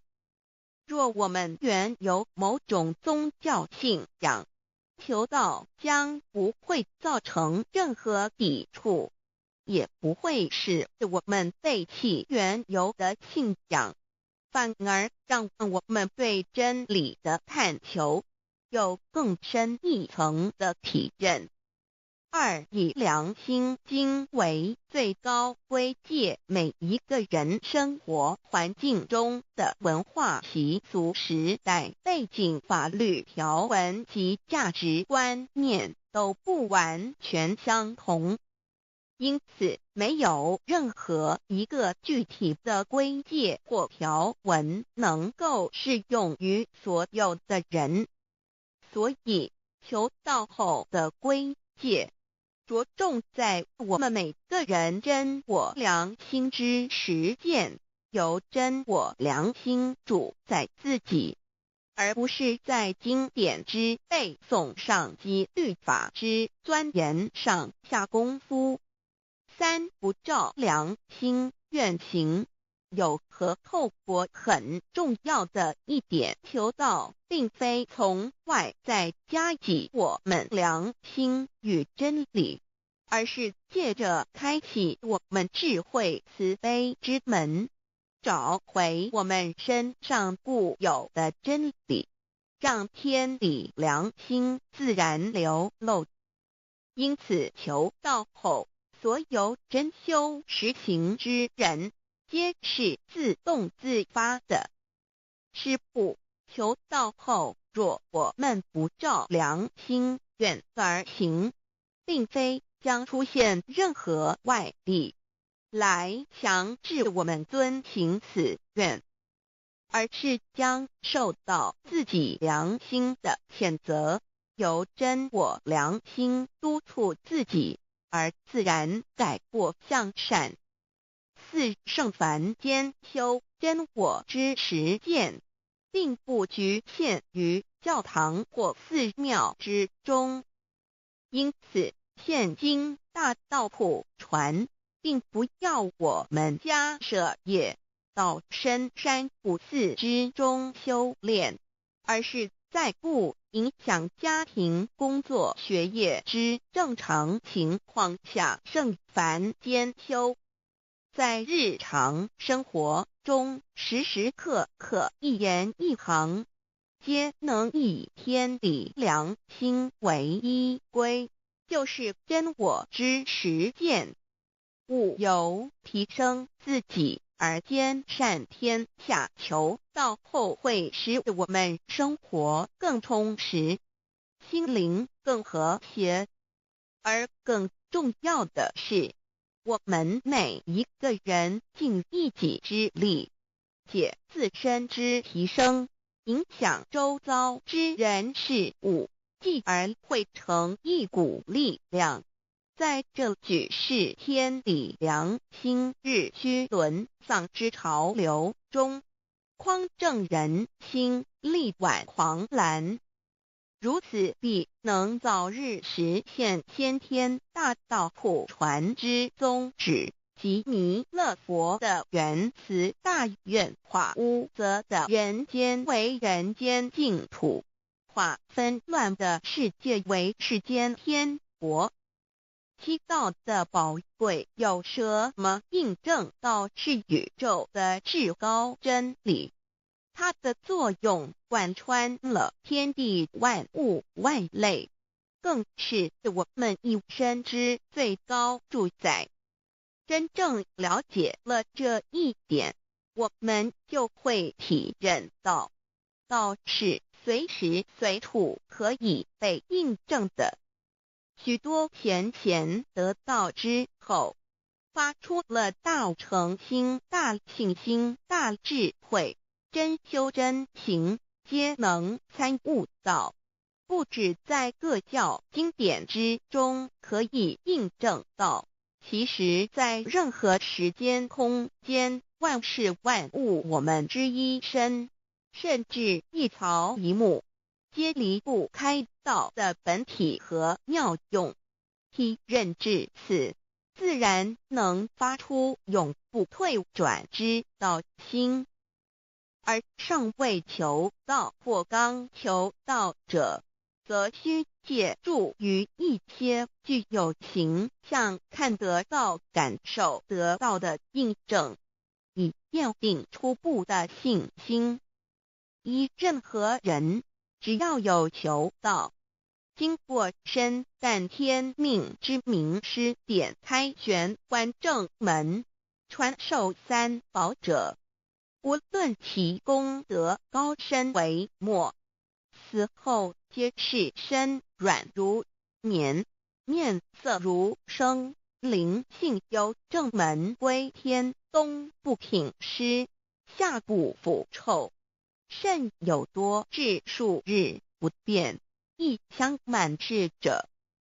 目前的科技文明和医学知识还未进步到足以解释这种现象，但却无法否认个事实的存在。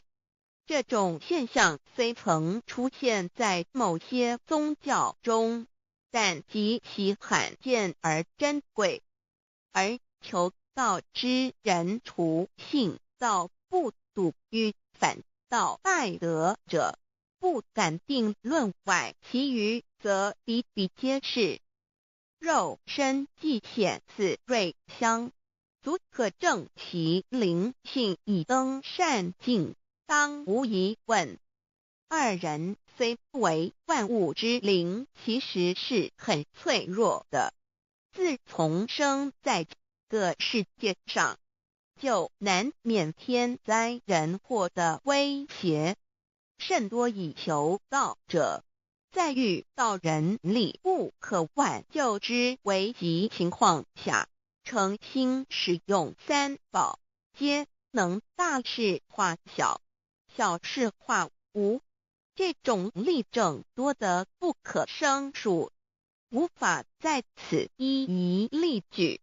以上两点虽然极为宝贵，但却是任何人只要一求道，借着上帝的天命宝贵，立刻就可以得到的保障。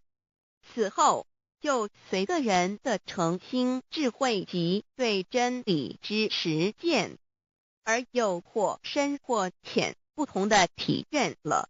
如人饮水，冷暖自知。希望各位具有善根，有机会能得闻大道的先生女士，皆能入宝山而满载而归，皆能求道而同真善境。 Introduction to DAOI. What is DAOI? DAO and MEII.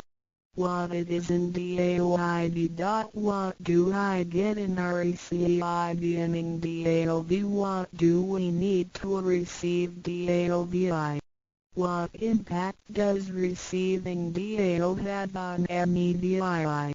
What can attest the validity of DAOI? What is DAO? Observing the cosmos and all the living beings consciously, among all the earthly activities and phenomena, we will find the existence of the laws of nature.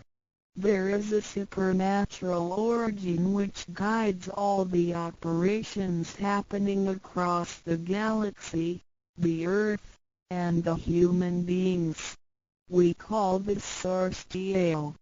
Tao existed before primordial time, and even before the universe was merged. It is the origin of the world, and it thereafter nurtures all the creatures and beings. Since it is unchangeable and does not evolve with time, it is the ultimate truth. It is what all saints and sages throughout human history had been searching for. The essence of Tao is the foundation of nature. The law or the power that existed before the universe was formed is beyond description, because there were no civilizations nor creatures, let alone languages. Since it cannot be applied any name, we simply call it Tao. After the world was merged, along with the mutations of the universe, we see the harmonious actions as exhibited in seasonal changes, rhythms of time and tide, and the balance of the ecosystem. We also find some conformity of human nature across various cultures. These prove the laws of nature. This is the extension of that original Tao when it is substantiated and materialized. It merged into everything that is within us.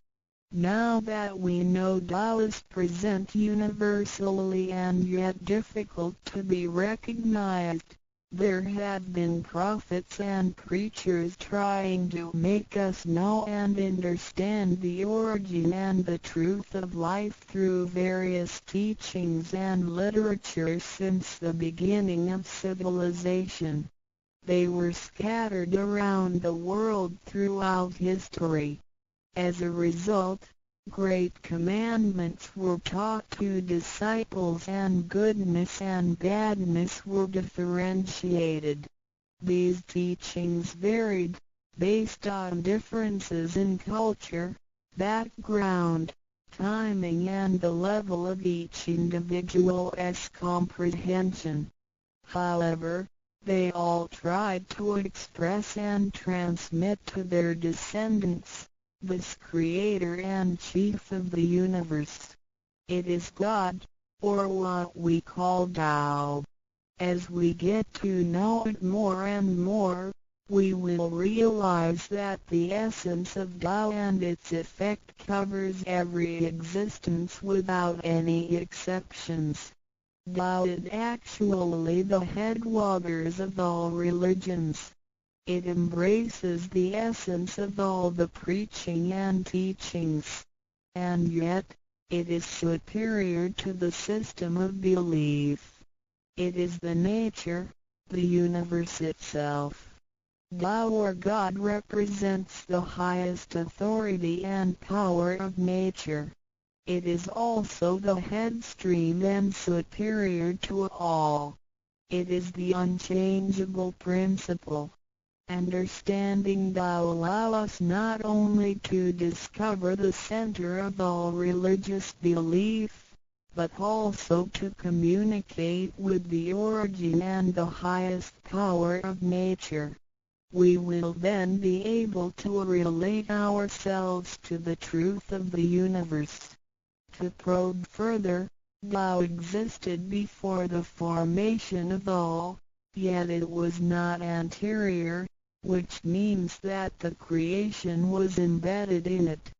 Tao emerges into the creation, yet is not posterior, which means that it is not thereafter limited.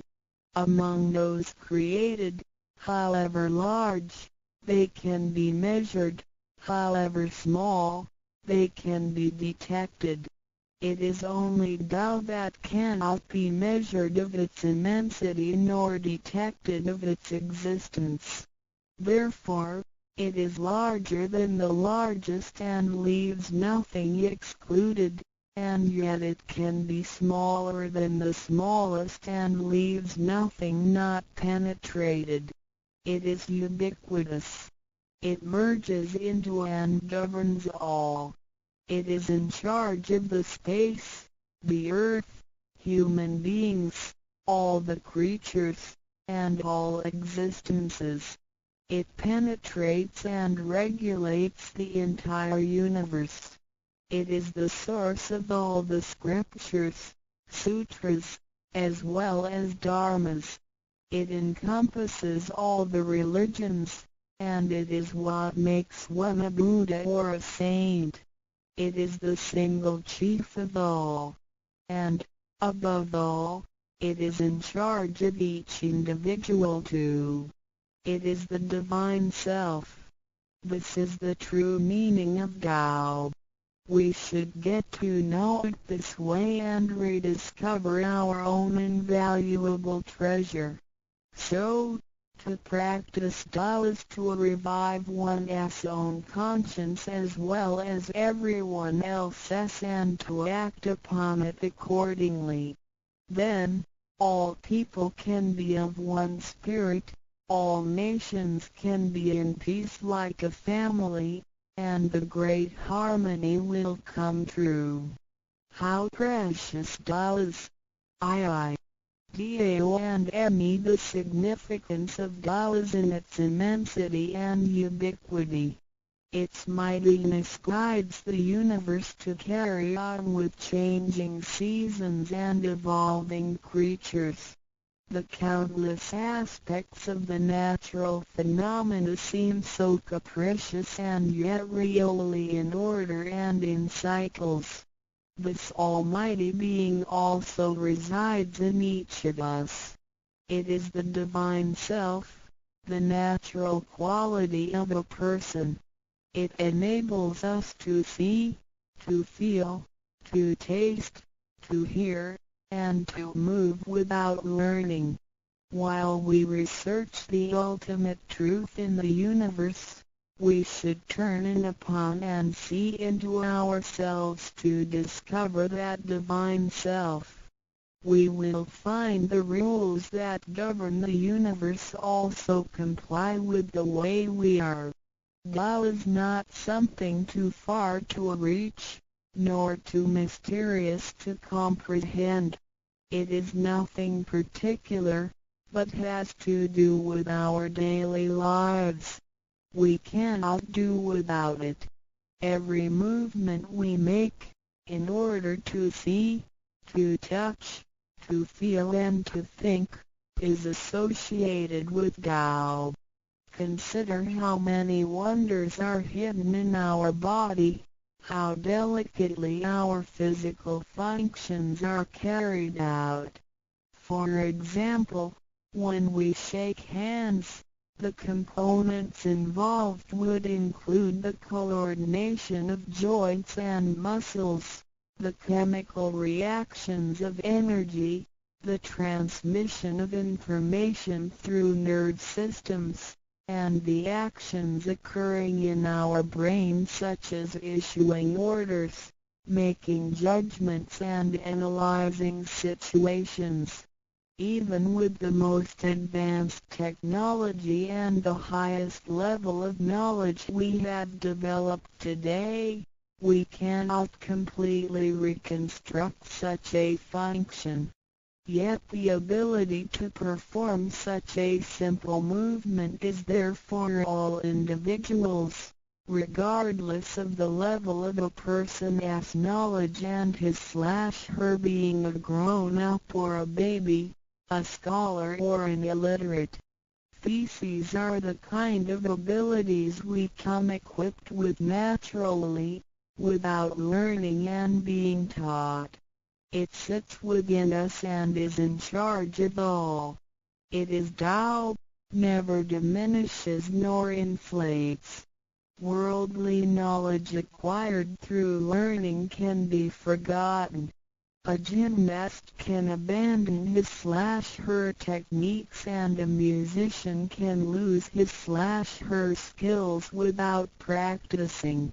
The essence of Tao and its extension are always in charge of the macro-universe, the nature, and the micro-universe, the human being as self.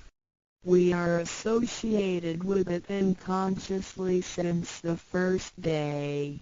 Because it encompasses the whole nature within us, we also call it native self. Tao is within and surrounding us. It needs not be worshipped nor debated over, because its existence is unconditional, regardless of race, color, nationality, religion or status. It is impartial and stays constant. In receiving Tao, we not only find the origin of the universe, but also the divine self. We get to know the highest power in the universe as well as the genuine nature in charge of self.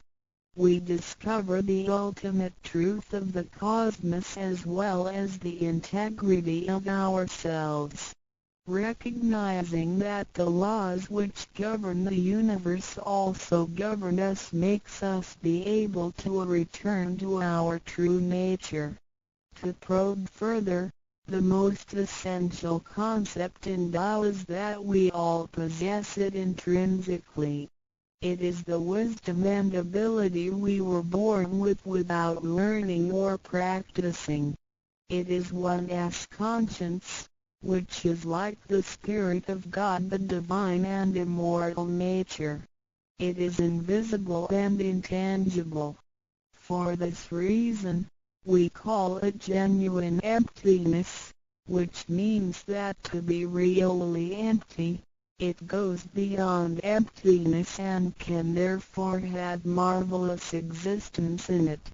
Marvelous existence is the foundation for the sky, the earth, human beings, all the creatures, and all existences. With omnipotence, Tao is called Great Lord of all beings. This almighty being is not only in charge of the entire universe, but also in charge of oneself.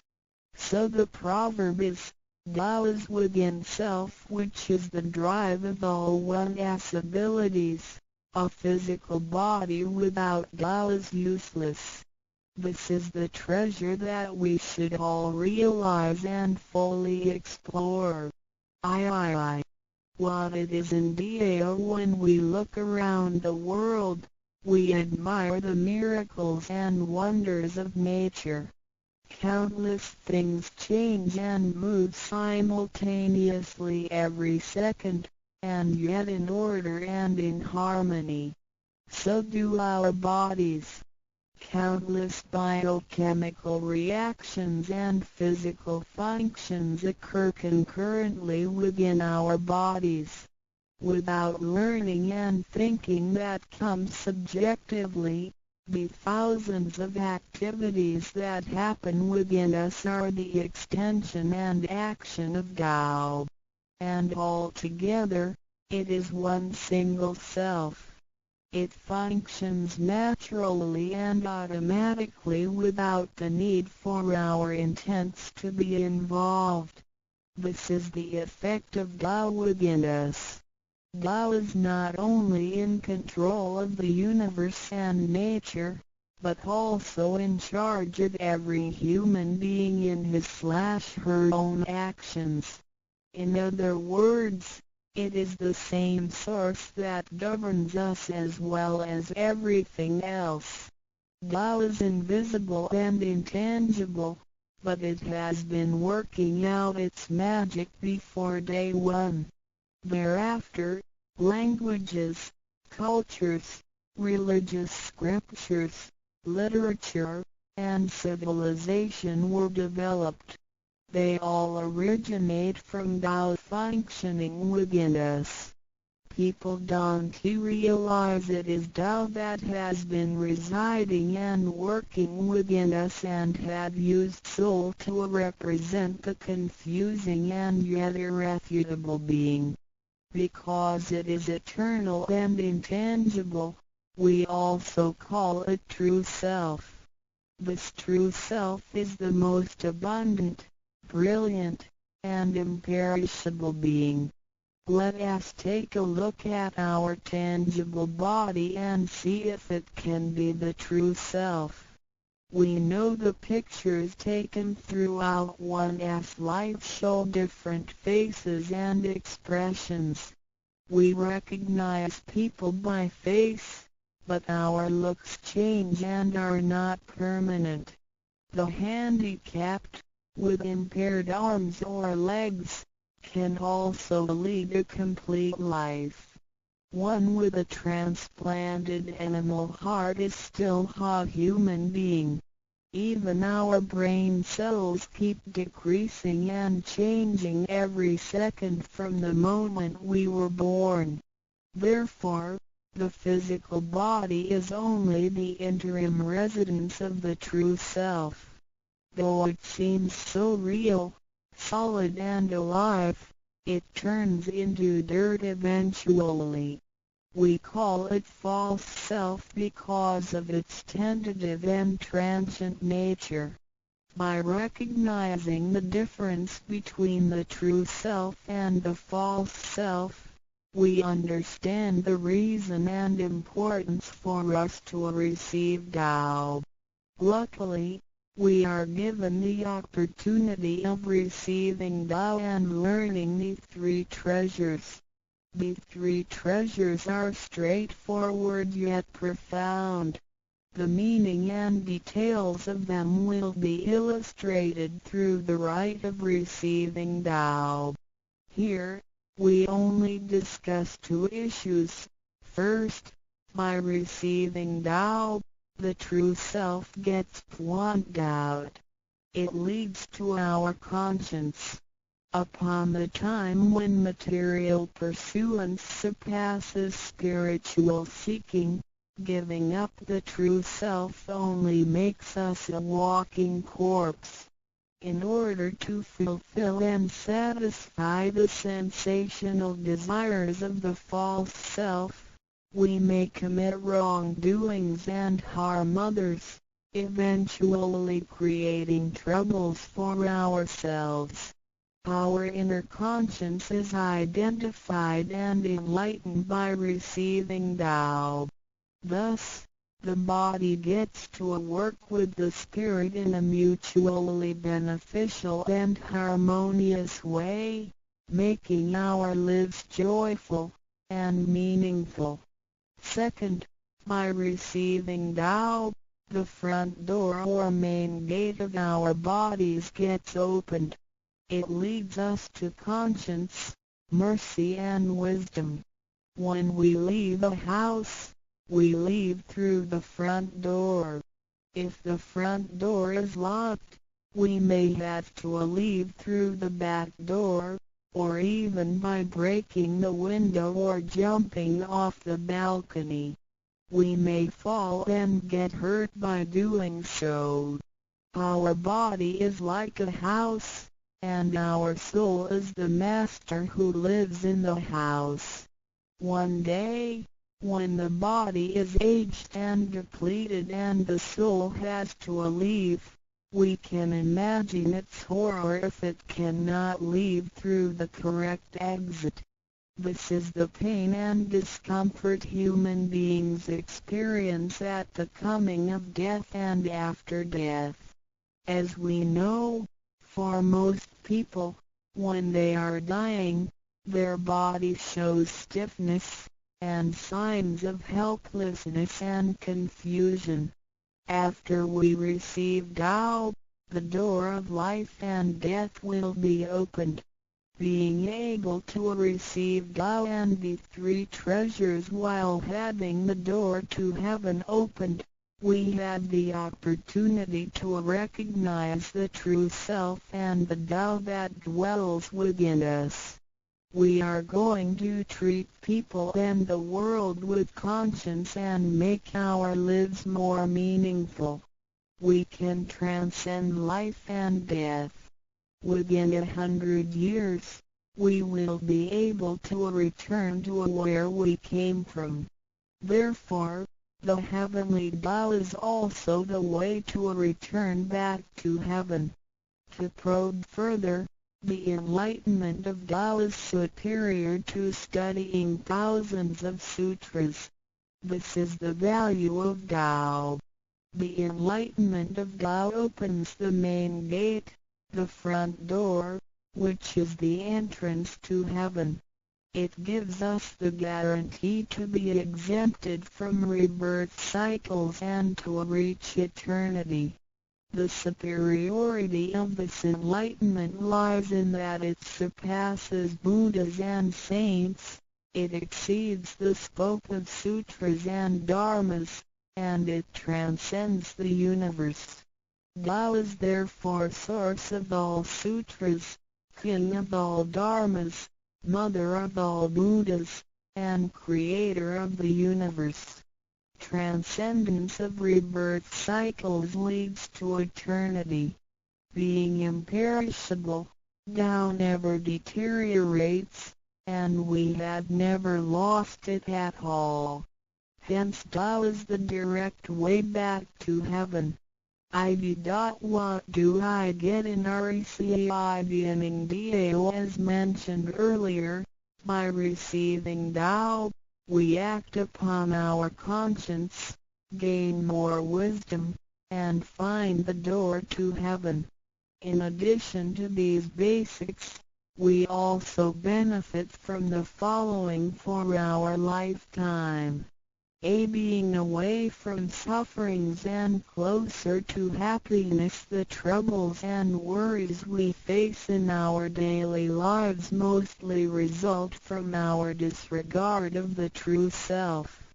Receiving Tao helps us to recognize the Tao that has been dwelling in us and to restore the beauty of the true self, so that our behavior and mind is free from being controlled by the earthly pleasures and being swayed by the losses and gains of the material world. Since our minds are cultivated spiritually, devils would not approach and get close to us. Thus, Our fortune can be altered from bad to bright, and we can obtain real joy. Being away from disaster and calamities. Tao has been passed on through generations to one single master since the beginning of human history. The thread of its passage weaves through ancient civilizations, including China and India. However, in recent centuries, human beings have been trapped by materialism and a weaker sense of right and wrong. Wars prompted the development of powerful lethal weapons. In reviewing the thousands of years of human history, we realize, in just less than 100 years, there have been 2 major world wars, which caused numerous killings and tragedies. The abuse of science and technology has also destroyed the ecology, causing damage to the ozonosphere and the unbalance of the climate. The corruption of human beings' minds has called the natural disasters to come. The human have created calamity. God, with His mercy, makes Tao available to everybody in order to save good people. After we receive Tao, with the true meaning of Tao in mind, we will be conscientious. We can use the 3 treasures whenever something dangerous and uncontrollable happens to us. We will be able to get away from bad encounters. This is a confessed fact. See, transcending life and death. Life is a mixture of happiness and bitterness. Throughout the journey of life, we experience birth, growth, aging, illness, and death. Joys are momentary and wealth is here today and gone tomorrow. Rather than seeking the pleasure of material life, the wise make full use of their lifetime searching the true meaning of life and eternity. In old times, Tao could only be received after harsh self-cultivation. Among the hermits looking for the master in order to receive Tao, only very few could obtain it. Whereas in this century, Tao is allowed to be spread and transmitted through the authorized masters to the truth seekers. The master points out the main gate of life and death, assuring the completeness of our true self. With the true self as our guide, which keeps us away from evil and greed, it helps us think, speak, and act in accordance with our conscience and intuition. Death then becomes the return of our soul to the eternal and peaceful home where we came from. Thus, we will have lasting joy. The achieving sacred beings, the enlightenment of Tao, which reveals the true self, is like the planting of the seed of righteousness and integrity. Through self-cultivation and self-improvement, the nurturing of wisdom, kindness, and purity, it will blossom and produce the fruit of sacred mind and eternal life. In time of overwhelming utilitarianism, Tao is the lighthouse to the truth. Receiving Tao, and then cultivating ourselves, not only improves our own lives, but also gives us the opportunity to better the world. After we receive Tao, we act upon our conscience and care for people around us. We cherish Tao and disregard personal disadvantages. Then we make an effort to spread the message of Tao to the world, in order for everyone to benefit from it. We are devoting ourselves to the work of God, and certainly will achieve spiritual perfection in both this world and the world after life. To probe further, the supremacy of Tao is based on the heavenly decree of God, by which Grand Masters can perform the passage of Tao. The enlightenment of Tao from Grand Masters directly opens the main gate of our bodies, which revives our divine nature. It reveals that heaven is not beyond oneself. Instead, one's true self merges into the entire universe. This is the supremacy of Tao. 1. With the heavenly decree, the enlightenment of Tao is extremely profound and marvelous. It cannot be completely expressed by any words of languages. It is not recorded on any scriptures or sutras. It cannot be described by preaching, nor can it be acquired by human intelligence, nor derived from knowledge and experience, nor achieved from gifted talents. Because the above-mentioned all have to be created and can be eliminated, which means that they cannot last forever themselves. They all bear partiality and cannot be applied universally. Hence, they cannot surpass life cycles, nor can they reach eternity. 2. The wonder of the effects and omnipotence of Tao is beyond words. It is the wisdom that does not come from learning.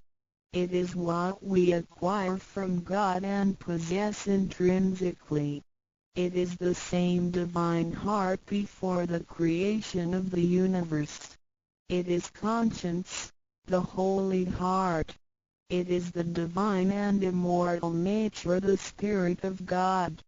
3. Tao is too marvelous to be described. It makes us know without learning and function without practicing. It is a prior wisdom, perception, potency, and ability. It is not constrained by words or languages. It functions without thinking, intents, or even actions. However, it can create the sky, the world, the human, all beings, and all existences. All these, after being created, still cannot carry on without Tao even for one moment. Tao is therefore called Great Lord of all beings. 4. Without Tao, the stars and planets in the sky wouldn't he have been in order. The sun and the moon couldn't he have illuminated or revolved properly. Then the yin-yang energies wouldn't he have circulated, and, as a result, this world wouldn't he have been suitable for all of us to live in. 5. Without Tao, the 5 primary elements of the earth, metal, wood, water, fire, and soil, wouldn't he have been balanced and complemented one another, which could have put the entire world in chaos. Mountains would have collapsed, lands would have cracked, and oceans would have dried up. Likewise, this world wouldn't he have been an environment for us to live in. 6. Without Tao, we, human beings, wouldn't he have been able to walk, to see, to hear, to speak, or to move. Our physical bodies would deteriorate quickly into a pile of soil in 100 days. 7. If one really comprehends the effects and omnipotence of Tao, and can practice accordingly and persistently, one can communicate with and be united with God. This is the absolute truth. It is a glory and marvel beyond description. Therefore, it not after death that one becomes a Buddha. It is when one is still alive that one achieves being a Buddha. And to be a Buddha is to revive and hold on to one's divine and original nature. This is what we benefit from attaining and practicing Tao. What do we need to receive Tao? We have discussed the many benefits we obtain after receiving Tao. Some would wonder why there is so much given to us. Of course, we should realize it comes from God's grace toward human beings. This allows Tao to be spread around the world, especially at the approaching of the worldwide calamity. People with merit and conscientious mind will have the opportunity of learning about Tao and the way back to heaven. It always holds true that people who had the fortune of receiving Tao are derived from the tree of righteous ancestors. In addition, during the passage of Tao, it is required that we make promises to God that, after we receive Tao, we will keep in mind the true meaning of Tao and put it into action in our daily life. What we speak and what we do will all be based on our conscience. After we receive Tao, we offer help to those in need of it, and do our best to indicate Tao to more people so that they can all benefit from the grace of God. After we attain these three treasures, we promise not to tell them to any other person. These three treasures can only be transmitted through authorized masters in front of God. If we reveal them to any person, they become invalid to the person, and we also defy the heavenly decree. All the promises required are reasonable and achievable. It goes with our nature. If we practice and keep the promises, we will be able to become a wiser and a better person. We will become merciful, and nurture the good seed of Tao planted in our mind. One last thing to mention is that one of the reasons we are able to receive Tao is due to the good deeds of our ancestors. Therefore, as we persistently practice Tao, our ancestors will also benefit from it, and so will our descendants. As long as you are prepared for the above mentioned, you are qualified to receive Tao, no matter what nationality, race, or religion you belong to. Notes: in order to be exempted from the rebirth cycles, to avoid the ordeal of hell, to alleviate the suffering and misfortunes in our lives, and to be able to return back to heaven after death and enjoy permanent happiness, we have to receive Tao. And the general qualifications are: 1. To be with a compassionate heart, and to be fortunate enough to be born in a time when Tao is available to the public. 2. To have sowed the seeds of virtue by helping many people and offering lots of charitable services in the previous lives. This is the divine affinity with God. 3. who had ancestors with beneficences and welfare work as well. 4. To meet the introducer and guarantor who indicate the way to attain Tao to me. It is very likely that, in the previous lives, we did charitable services together, or we self-cultivated together in the same religion. So, in this life, when Tao is available, we can help each other out and practice Tao together again. So time is right for Tao due to our divine affinity. VI.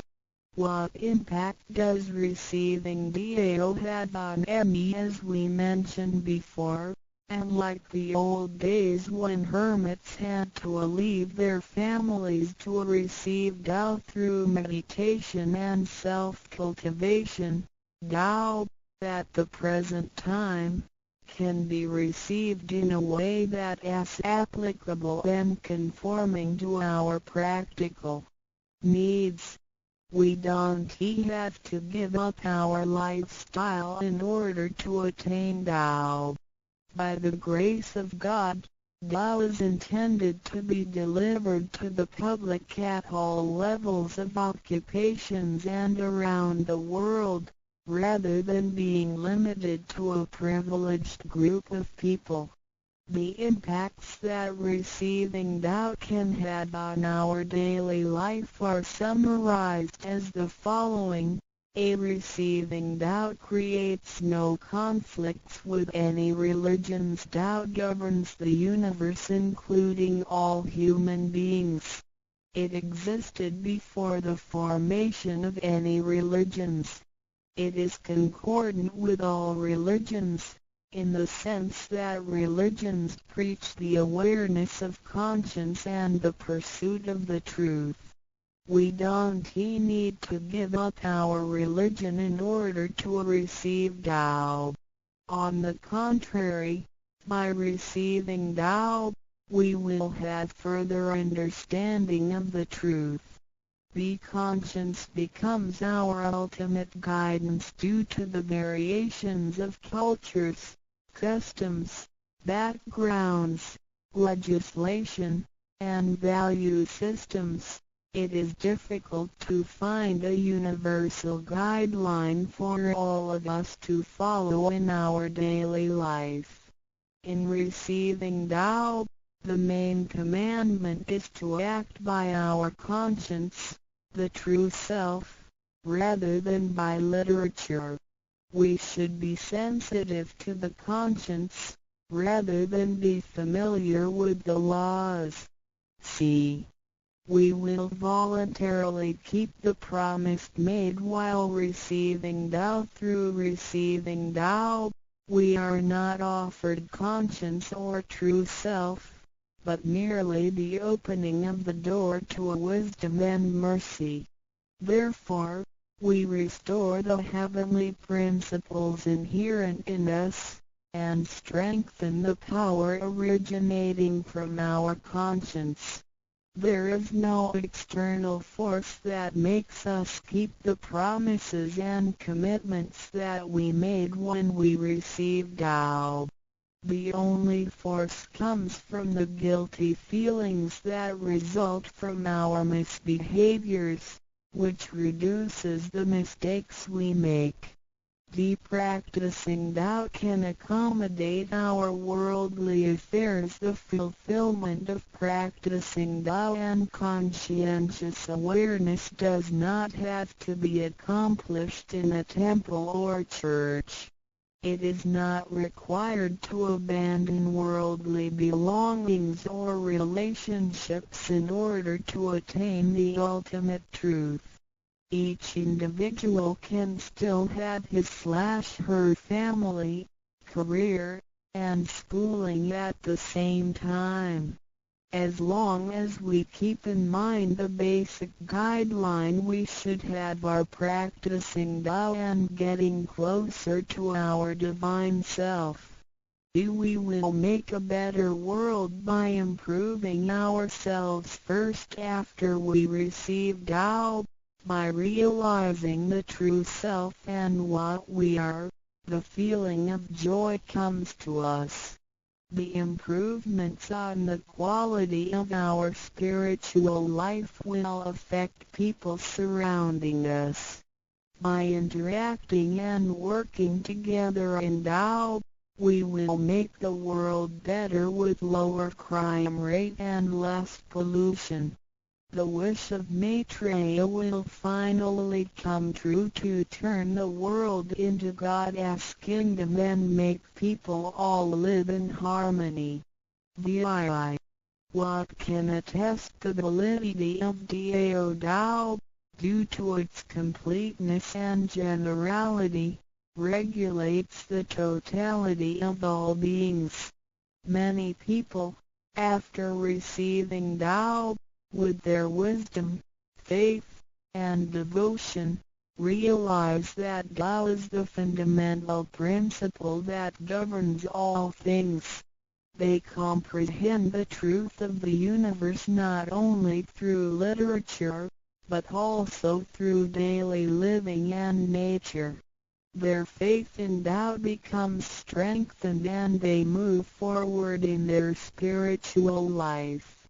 However, for people who haven't or just received Tao, Tao can be confirmed through revelations.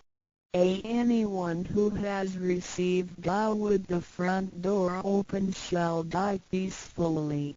One proof of this is that for those who have received Tao and died, their bodies remain soft and their faces vivid. Since the soul leaves the body through the correct exit, the corpse can actually remain uncorroded for a few days. With the most advanced modern science and technology, it is still difficult to explain this phenomenon. However, it is a fact that cannot be denied. This has happened before in some religions, but very rarely. For people who have received Tao, this kind of testimony is ubiquitous, unless they have committed serious sins and corrupted their own mind. This can prove the soul has reached an ultimate harmony. Being the superintendent of the things on earth, human beings are nonetheless weak. Since birth, we are subject to unpredictable accidents and natural disasters. There have been many people who encountered danger, used the three treasures with faith, and got away from the danger or reduced the damage to the minimum. Testimonies of this kind are numerous. The above two mentioned are rarely heard of and difficult to believe, but they are the immediate security given by God once a person has received Tao. Thereafter, with each individual's faith, wisdom, and the accumulation of good deeds, one will come to know the truth more and more. It is up to you to experience the value of this treasure. I hope you will have the opportunity to receive Tao, experience it in your life, achieve ultimate perfection, and realize eternity. 三宝 The three treasures for new Tao receivers. 大人的一生中，有许多值得庆贺的事情，但却有更多无价且必须要全力以赴来追求的东西。There are many things in life worth celebrating. However, there are even more priceless things worth pursuing with all our efforts.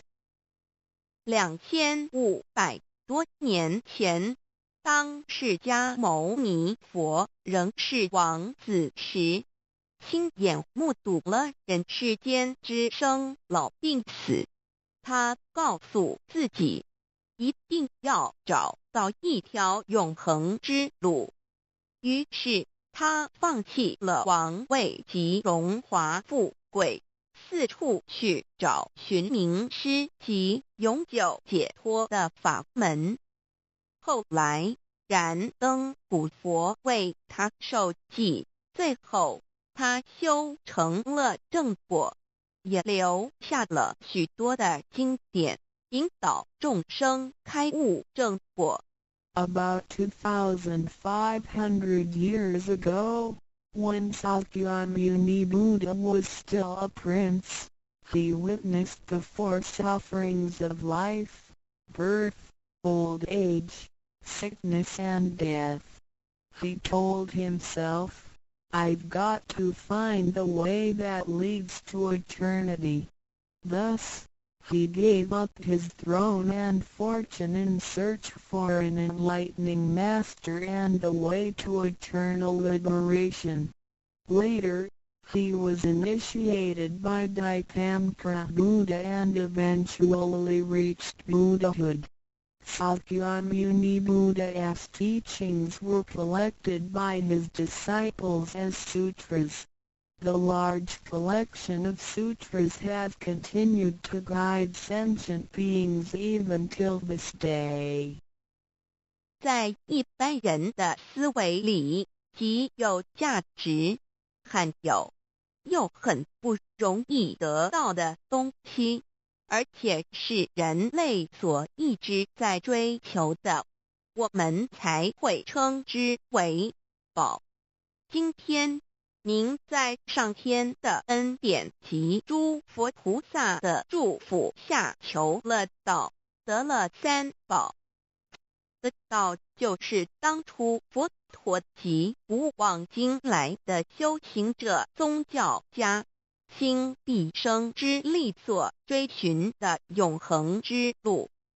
过去因为天时未至，道是单传独授，得道者稀，修行者常有，怕破铁鞋无觅处之憾。如今上天慈悲大开普度，得道者众，求道者可说是得来全不费功夫。虽然得道容易，也是自己累世佛缘根基深厚，祖上有德所致。所以当您求完道时，大家都给您道喜。Generally, we call a precious, valuable, and rare item which is highly sought after as a treasure. Today, because of the grace of heaven and the blessings from all Buddhas and Bodhisattvas, you have received Tao and the three treasures. Tao is the way to eternity that Sakyamuni Buddha, countless cultivators, and religious people had been searching all their lives. Before 1930, Tao was transmitted on a one-to-one basis.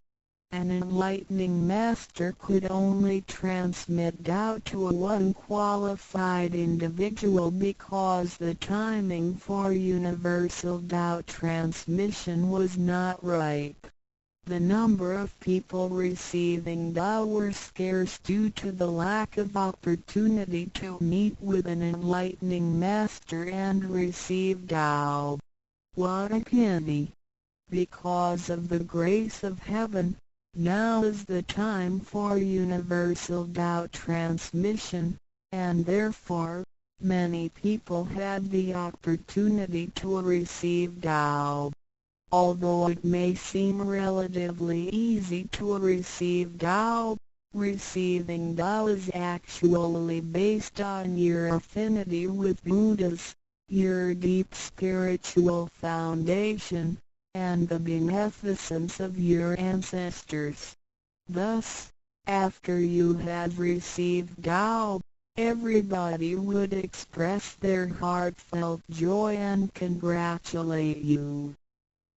依照三宝来修行的话，可以帮助我们：第一，跳脱生死轮回；第二，净化我们的业力，改变命运；最后返回天上的不家乡。Practicing these three treasures can truly help us in the following ways. 1. Transcending the cycle of life and death. 2. Cleansing our karma, changing our destiny, and eventually returning to our heavenly home. 一般的人由于业力的牵引，不得不再度来到这个世界上，每来一次就会造些业，漫漫的人生路上，总是有着诸多的不如意、抱怨、忧愁、烦恼、病痛等。面对命运的枷锁与生死的轮回，却不知所措，更无法跳脱出来，实属无奈。Because most people's destiny are led by their karma, they have to go through the cycle of life and death repeatedly without choice. Each cycle of life and death would accumulate some karma, good and bad. Therefore, their long journey of life would be filled with different kinds of complaints, worries, annoyances, sickness, and sufferings. Life's journey is never what we expected. Most people are imprisoned by fate and trapped in the cycle of life and death. They feel helpless because they failed to find a way to become liberated.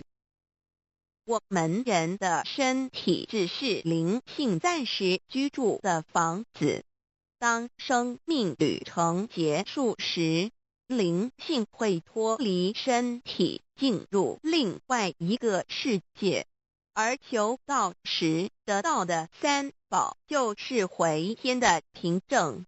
这也是人生中最重要的一件事。以下是像是需要您放在心上的意：不要忘记三宝，也不可以泄露三宝。二不反倒败德，三多了愿，多行功立德，如此我们才可以回天上的不家乡。Our physical body is a temporary home for our soul. When the journey of our life comes to an end, our soul will leave the body and enter another world. The three treasures you have received are the token for returning to the heavenly home. They are the most important things in our lives. The following are the three main points that you need to keep in mind. 1. Do not forget and disclose the three treasures. 2. Do not do anything illegal, immoral, or harmful to yourself and others. 3. Do as much as you can to fulfill your vows and accumulate merits and virtues. By following these 3 points, you will be able to return to the heavenly home. 现在，让我们来简单地介绍一下三宝。Now, let us briefly introduce the 3 treasures. 第一宝，玄关窍，灵性进出的门户。The first treasure, heavenly portal, the main gate to our true nature/true self. 在庄严神圣的求道仪式中，电传师在我们的玄关窍这么一点，点燃了自信之光明，当下玄关窍立刻现出了如同绿豆大小般之佛光。我们可以看一下各宗教圣人的画像，每位圣人之头部都有一个光圈，此光乃是自性之光。借着后续的修行及行功立德，此佛光会逐渐扩大，最后就像各教圣人的光圈一样地光亮圆满，展现出来的智慧及德行，随着因缘愿力而四处利益众生。During the solemn and holy Tao receiving ceremony, Tao transmitting Master pointed at our heavenly portal to illuminate the light of our true nature. A small halo will radiate from the heavenly portal immediately afterwards. If we look at the portraits of the saints from different religions, we will see that they all have one thing in common, which is the halo behind each saint's head. The halo is the light emitted from the true nature. The halo will expand in accordance with our cultivation and accumulation of merits and virtues. Eventually, our halos can be as round and bright as the halos of the saints. Then, the wisdom and virtue we exhibit will accompany our vows and affinities to benefit all mankind. 玄关是一个正门，也是修心的下手处。行住坐卧之中，常收束身心，从玄关发出之念头，都是正念、慈悲心、喜舍心、智慧心。心提心念在玄关，再用玄关去听、去看、去应对一切事物，便能与佛菩萨以心应心。Heavenly portal is the main gate of our body. It is also the starting point for us to cultivate our heart. Every day we need to manage our mind and body properly. Each and every thought from the main gate is righteous because it is full of mercy, compassion, joy, giving, and wisdom. Focus our mind slightly on the heavenly portal and use this focused attention to listen, look, and deal with everyday matters. Then, we can unify our heart with the heart of Buddha and Bodhisattvas. 我们求道，是了解我们有的真主人。真主人也是住在我们的家里面，每间房子都会有主人的房间，主人有主人该睡的地方，客人有客人该睡的地方，这不能错乱的。Receiving Tao is to help us recognize the true Master. Our body is like a house. Now, we know that this true Master lives in our house. Every house has a master bedroom. The master bedroom is the room where the master sleeps in. Guests have to sleep in the guest rooms because only the master should sleep in the master bedroom. This arrangement should not be altered in any way. 各教经典也有关于玄关窍之论述。子曰：谁能出不由户和莫由私道也？每个人要走出房子，都要经由门户。的肉体犹如火宅，修行者欲跳脱此火宅之束缚，何不走这一条光明大道呢？ The classics, sutras, and scriptures of different religions all contain descriptions of the heavenly portal. Confucius said, "Who can go out without using the door, so why doesn't anybody follow the way? Now everyone gets out of the house through the door." The physical body is like a burning house. A cultivator needs to take the correct and bright path in order to break free from the confinement of the burning house. 圣经里也提到， Testimonies of the heavenly portal can also be found in the Holy Bible.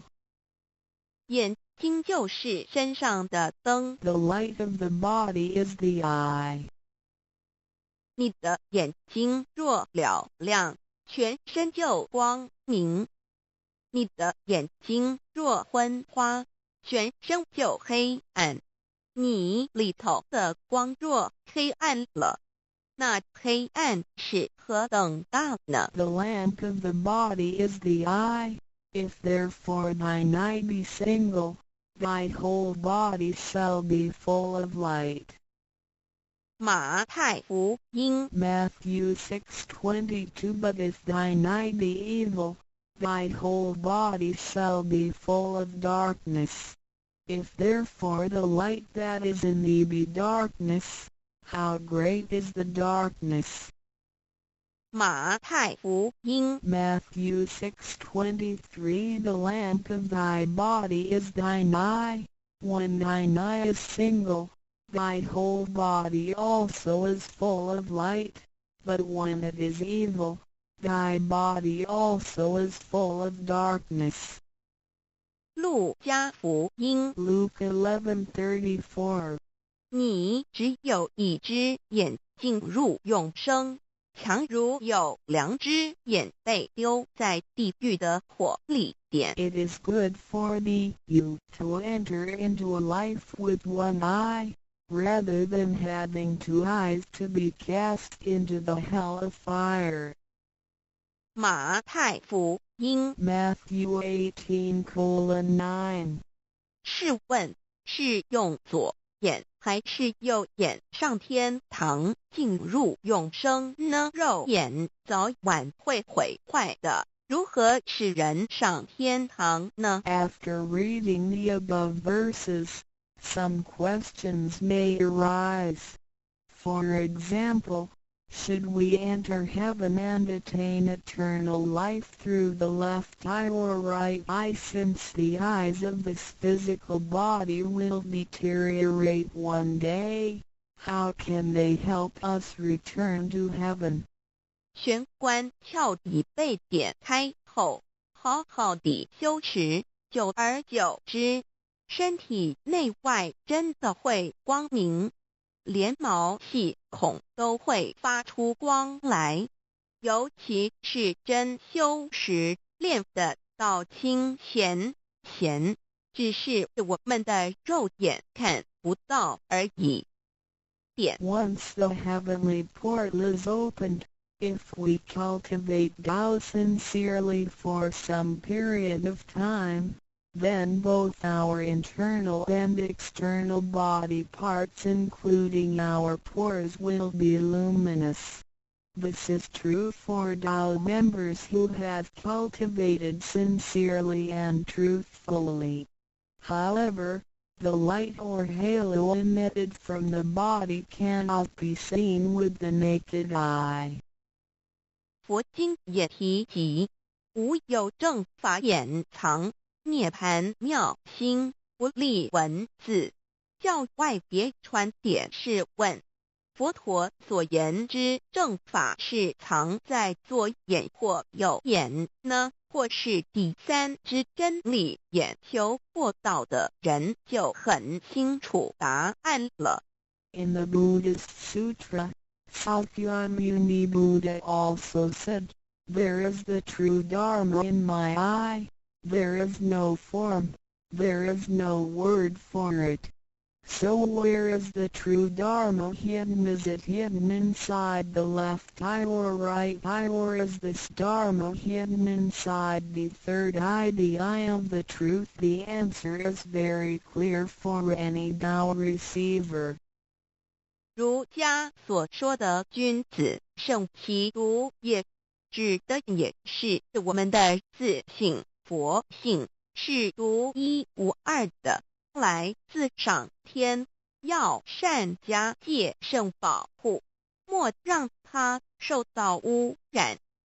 慎独的功夫，简单的说，就是存好心，说好话，做好事，以及诸恶莫作，众善奉行，精进永恒地向导前进。In the Confucian classics, a noble person needs to be cautious with the One. The One is referring to our true nature or true self, which is unique and came from heaven. We need to be cautious by protecting it from pollution. In other words, we need to keep a good heart, say good words, and do good things. We need to do all good deeds continuously with all our efforts. 一个人若平日能够时常守玄，祥和之气自然会引发善因缘的发生。佛像尚未开光，佛没有被请入，拜他是没用的，那一尊佛不会接受。你本身就是一尊佛，要开光，要求道，求道就是开光，告知你真主人在哪里。If a person can keep his mind focused on the heavenly portal constantly, then the peaceful energy emitted from him may attract or accumulate good affinities. A Buddha statue needs to be initiated so the spirit of the Buddha will be invited into the statue. Otherwise, it doesn't matter how often you worship the Buddha, he will not accept your worship. You, yourself, is a Buddha. Therefore, you need to be initiated by opening up the heavenly portal. How can the heavenly portal be opened? It can only be opened through the Tao receiving ceremony. Receiving Tao helps us to rediscover the location of our true master. 我们平常时候，精神是外放，眼要看，耳要听，吃进去的营养也一直在消耗。守玄有助于减少营养与能量的消耗，同时让更多营养转为能量，运行于身体，让脉络畅通，减少病痛，促进身体健康。Every day a lot of our energies and spirits are wasted on the things we see with eyes, we hear with our ears, we think with our mind, etc. Thus, the nutrition for our bodies is constantly being used. When we calm down and focus on the heavenly portal, it helps to lower the energy and nutrition consumption of our bodies. At the same time, it helps to turn more nutrition into energy, transport the energy throughout the entire body, and make the energy channels freer so that the energy can flow with less obstruction. If energy can flow freely, then we would not get sick so easily. As a result, our health would improve. 第二宝，口诀五字真言。 The second treasure, heavenly mantra, the 5 words. 念五字真言，不是外求净土，而是内生净土。口诀又名五字真言，口之修养也。口轻而诱人，骂人则口不清，实着者口不清，言实以正，有道也。Reciting the heavenly mantra silently will lead us to the inner Pure Land within ourselves instead of the Pure Land on the outside. The heavenly mantra is also called the 5 words. It is used for the cultivation of the mouth. Benevolence is expressed through a pure mouth. If one curses and consumes impure food, then his mouth is considered to be foul. Therefore, if you say good words and consume pure food, then you can become one with Tao. 第一个字，无即无对待之真理世界一性佛性自性。真我二儒家中庸之天命之谓性，也就是说，我们都是老母的分灵，都是兄弟姐妹。The first word means Luji. It is the world of absolute truth with no opposites.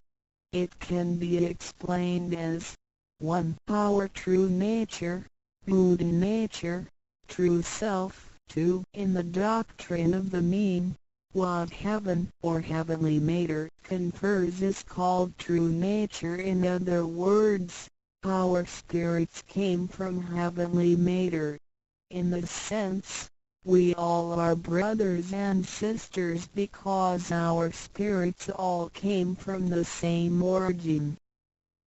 第二个字，太极有阴阳相对待，诸如日也、善恶、高矮等，也可以理解成一人心二儒家之率性之谓道人们的心思是错综复杂且迷惑的，因此需要依循着上天所赋予之纯善的天性走在正道上。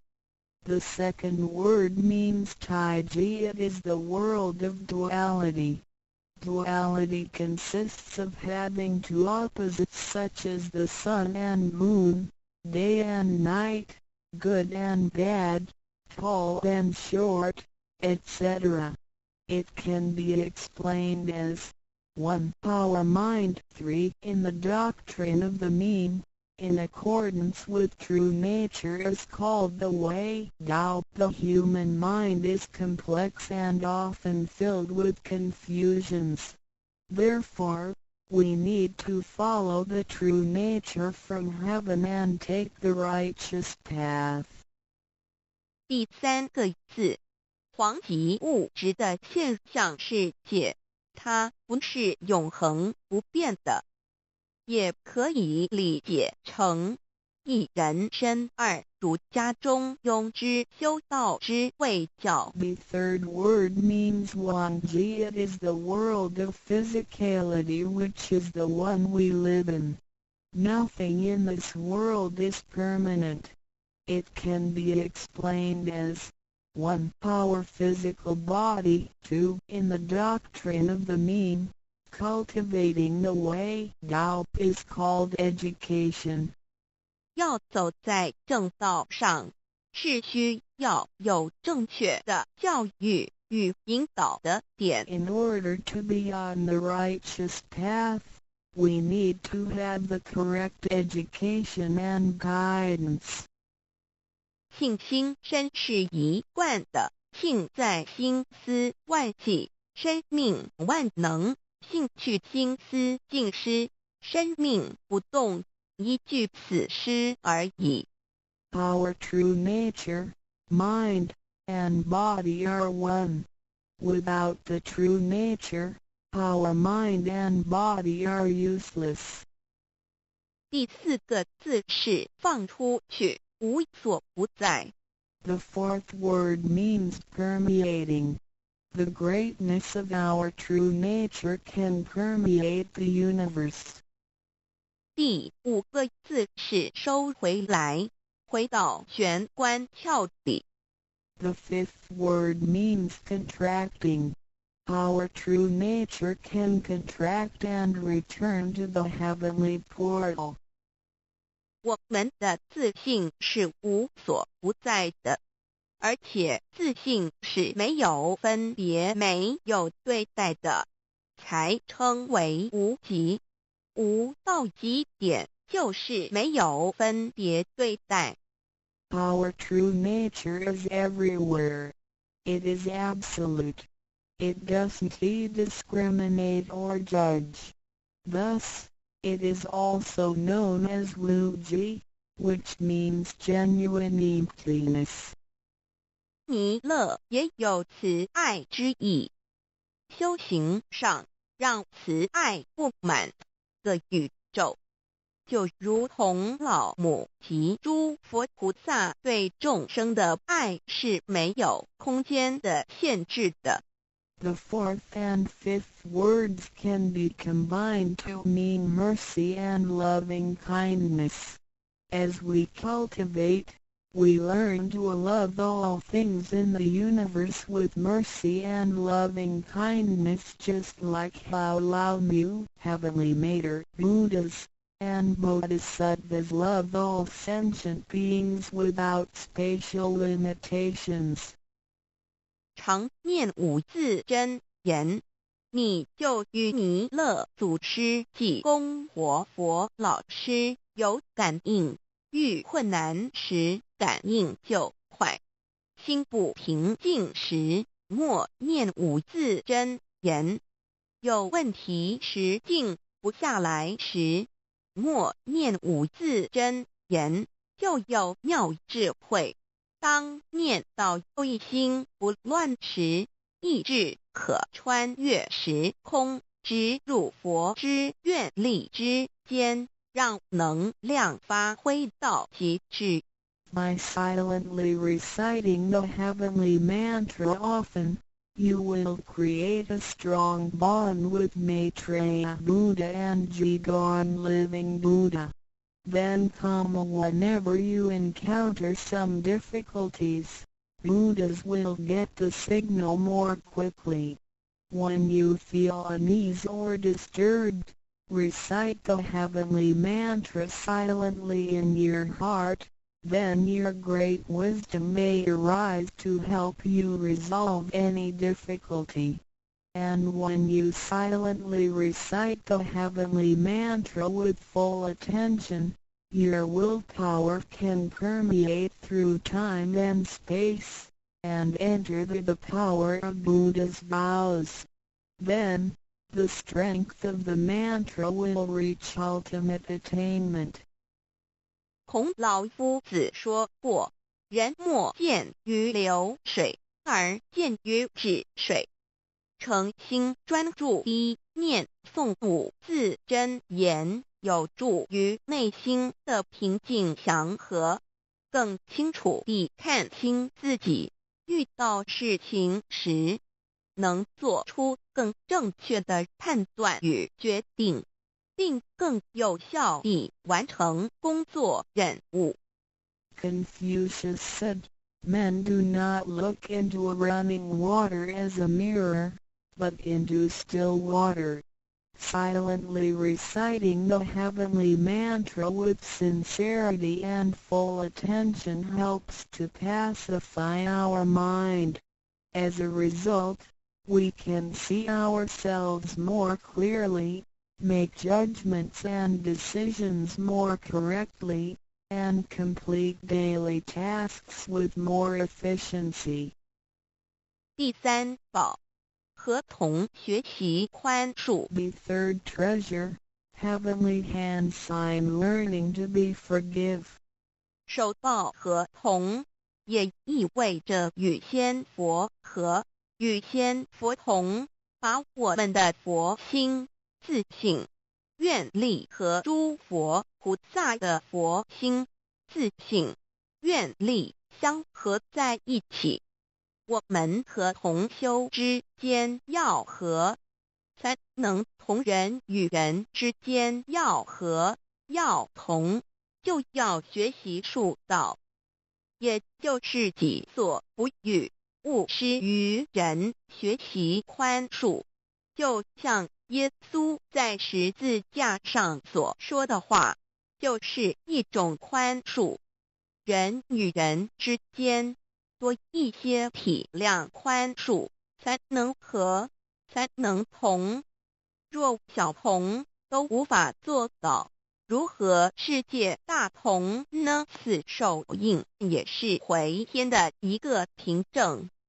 Holding the heavenly hand sign means to unify our true nature with Buddhas and Bodhisattvas. It is the unification of our true nature and vows with the true nature and vows of Buddhas and Bodhisattvas. Similarly, we need to unify with all people including other Tao members by getting along with them. We need to learn to be more cooperating, understanding, tolerating, and forgiving, so we can form a perfect union. Confucius said, "Do not do unto others as you would not have others do unto you." The last words of Jesus Christ were also words of forgiveness. In order to form a perfect union with others, we have to be more understanding and forgiving. If we cannot form unity with the people in our society, how can we form unity with the rest of the world and achieve great harmony? The heavenly hand sign is also a token for returning to the heavenly home. 现在来探讨一下三宝的修持。Now, let us examine further the practice of the three treasures. 三宝真藏蕴含道统真传、天命真传、心法真传，这三样，每一样都很重要。The three treasures encompass the true transmission based on the lineage of Tao and the mandate of heaven. It is the wordless heart-to-heart transmission. Each of the three treasures is equally important. 求道时，点传师点的右手点完玄关之后，会用左手在玄关前做一个覆盖的动作。此动作之意义为何呢？简单的说，左手的手掌心就像一面镜子，要我们用此自信之光向内照视自己，也就是一般所称之回光返照，自我省察、自我检视，也是修行的开始。During the Tao receiving ceremony, Tao transmitting Master pointed at our heavenly portal with his right hand and made a gesture of covering it up with his left hand. What does this gesture mean? Simply speaking, the left palm is a metaphor for a mirror. The gesture signifies the constant use of this mirror to examine our inner selves. Self-introspection and self-examination are the beginning steps of Tao cultivation. 每个人自身有个自性真主人在当家，不是由眼、耳、鼻、舌、身、意六根产生之六种情境当家，也就是说，不被眼见之事物、耳听到之声音、鼻子所闻到之气味、舌头尝到之味道、身体所触摸到的东西及自身之习性来掌控我们。Every single person has a true nature or true master who is in charge of the mind and body. We should not let the 6 perceptions produced by the 6 roots of sensation, eyes, ears, nose, tongue, body, and mind, be the master. In other words, we should not let what we see with our eyes, what we hear with our ears, what we smell with our nose, what we taste with our tongue, what we feel with our body, and what we think with our mind, be in control. 现代人生活过于忙碌，需要留点时间收心。济公活佛老师慈悲说过，平时常手旋，祥和之气自然会引发善因缘的发生。为什么我们修道到最后，心性无法再提升？因为我们很少去反省自己，甚至从来不问自己内心深处什么是我们的真正需求，什么是我们的根本。若不从根本上去下功夫，以为来佛堂听道理就是修道，心性当然无法提升。Nowadays, everyone lives a very busy life, so we need to spare some time to relax and bring peace back into our mind. Our holy teacher, Jigon Living Buddha, mercifully said, in your daily life, you need to find a suitable time and place to focus on the heavenly portal and empty your thoughts. Then, the peace and harmony around you will attract good affinities. How come our mind hasn't been elevated even though we have cultivated for some time? It is because we seldom examine ourselves. We never introspect ourselves, try to figure out what our needs are, and what the root is. If we think doubt cultivation is merely coming to the temple and listening to the Tao lectures, then our mind could never be elevated. The reason is that we do not cultivate from the root.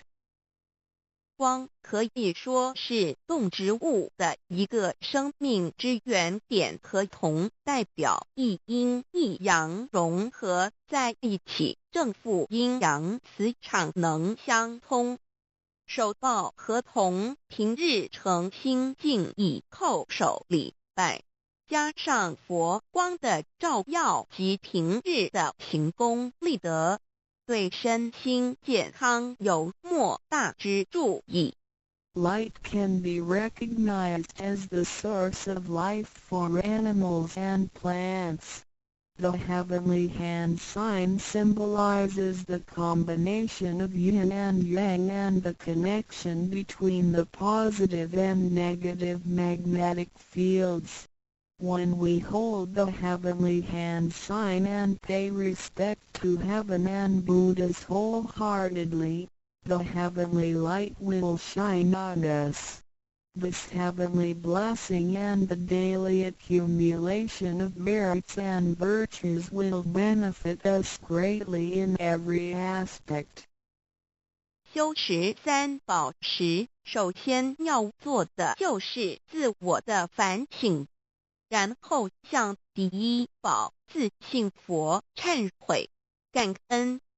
生生世世以来，我们不断的在轮回，身口意不断造业，污染了自信佛，让其承担了罪业，不需忏悔。同时也因为自信的作用，的肉身得以行功立德，利己利人，不需感恩于他。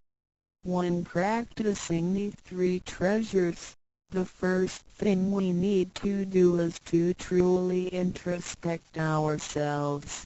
Then, we need to sincerely repent and thank our true nature. We had been through many cycles of life and death. In every cycle, we created karma, good and bad. The bad karma we created had polluted our true nature. At the end of every cycle, we burdened our true nature with the sins we committed. Therefore, we need to repent for the mistakes and bad karma we created with our bodies. However, it is because of the possession of this physical body that we have the opportunity to accumulate merits and virtues and create good karma to benefit ourselves and others. Thus, we need to thank our true nature for guiding our physical body in doing these good deeds.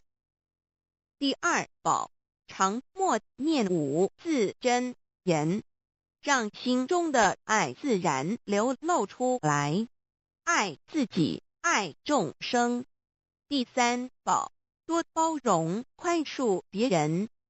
260中，无论身在何处，更要时时提醒自己的心，愿力要和仙佛菩萨的心愿力相合。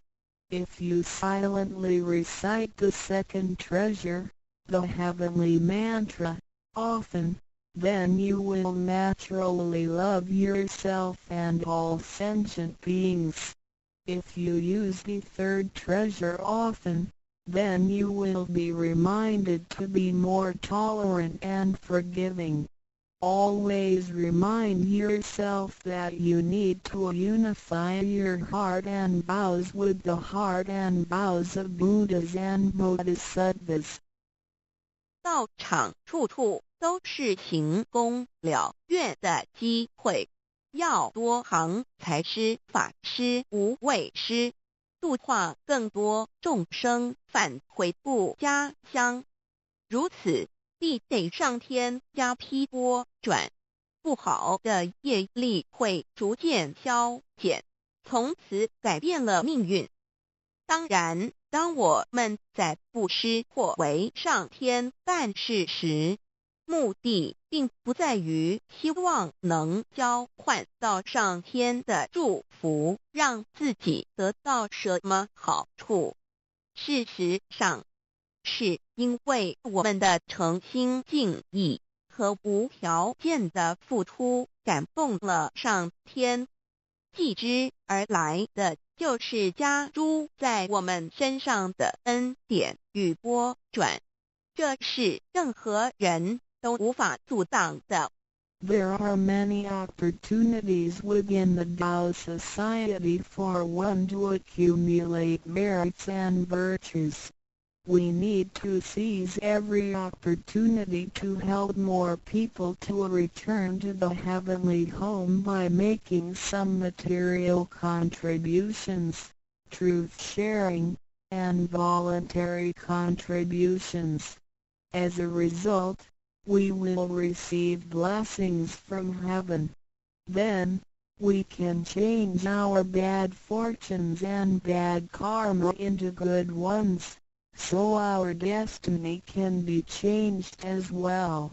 We do not make material contributions or propagate Tao for the sake of our own benefits. If we do good deeds with sincerity and without asking for anything in return, then heaven will reward us. We will, then, receive grace and great help from heaven. These blessings will come naturally to us without hindrance. 从我们求道那一刻起，我们的姓名就已经登记在生命册上，成了上天的人。上天无时无刻没有不注意着我们，都在看着我们有没有在用三宝，是不是有什么事情需要济公活佛老师帮忙的。From the moment we received Tao, our names had been registered in heaven. We had become the citizens of heaven. Therefore, heaven will continue to watch over us to see if we practice the three treasures or need help from Holy Teacher, Jigon Living Buddha. 现今人类的物质科技虽较以往进步，但幸福的指数并没有提升，而且灾劫越来越多。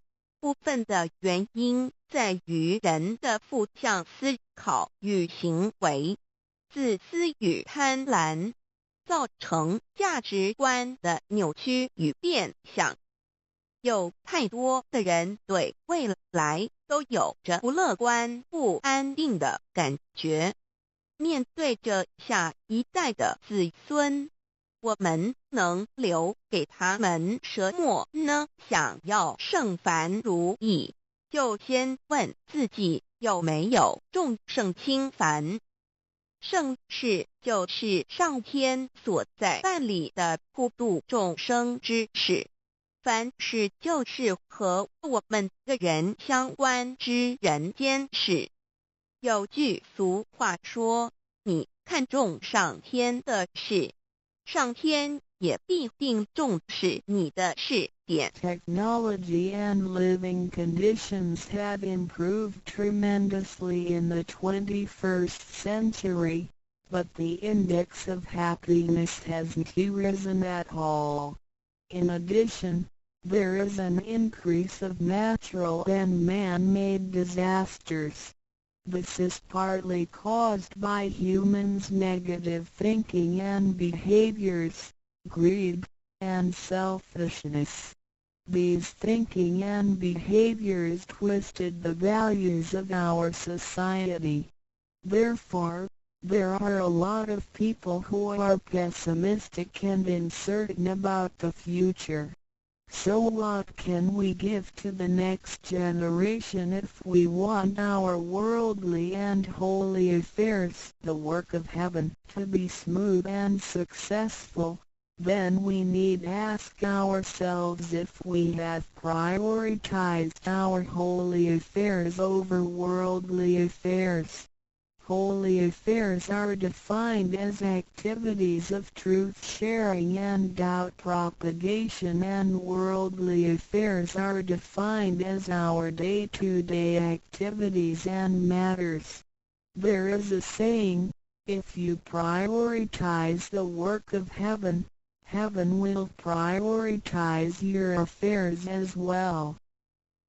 愿大家能在三宝修持上多下功夫，守住自己的愿力，并实际付诸行动，本着真心佛性，借着个肉身来做佛事，共为三曹普度而尽心尽力，众生将会因你而得救，你也因众生而成就。如此，世界大同不再是个虚幻的名词，真正的和平必会来到的。I hope everyone will make every effort to practice the three treasures, guard your vows, and put them into action. Remember to make good use of this physical body by following your true nature/Buddha nature. We can work together to help with the salvation of the three worlds. Because of your efforts, sentient beings can transcend the cycle of life and death. In return, you can succeed because of these sentient beings. Then, great harmony is not just an illusion. It will certainly be achieved. 感谢您，愿上帝赐福与您。Thank you very much. God bless you. 认识老母娘天上帝是否存在？天古人认为天是有情感能思想的存在者。孔子说过：或罪于天，无所导也。所作所为得罪了上天，有违天理，那么祈祷再多也是没有用的。予所否者，天厌之。天厌之，做了违背良心的事情，上天就会唾弃我为乎？为天为大，伟大啊！只有天最高大。天，孔子、孟子思想中，天似乎也是能安排一切的主宰。孟子也说过：天将降大任于斯人也，必先苦其心志，劳其筋骨，饿其体肤，空乏其身，行拂乱其所为，所以动心忍性，增益其所不能。道大道无形，生育天地；大道无形，运行日月；大道无名，长养万物，无不知其名，想名曰道。新晋经有一位真神，自从造天地以来，神的永能与神性是明明可知的，自己是眼不能见，但借着所造之物就可以晓得，叫人无可推诿。罗马书第1章第20节，我们要如何向人证明真正有一位上帝的存在？虽然上帝的存在不需要也不可能用人的方法来证明，但是很多人都不由自主地相信宇宙当中必然有一位冥冥中的主宰。在我们生活经验中，当我们尽了所有的努力，常常会带着期望说谋事在人，成事在天，生死有命，富贵在天。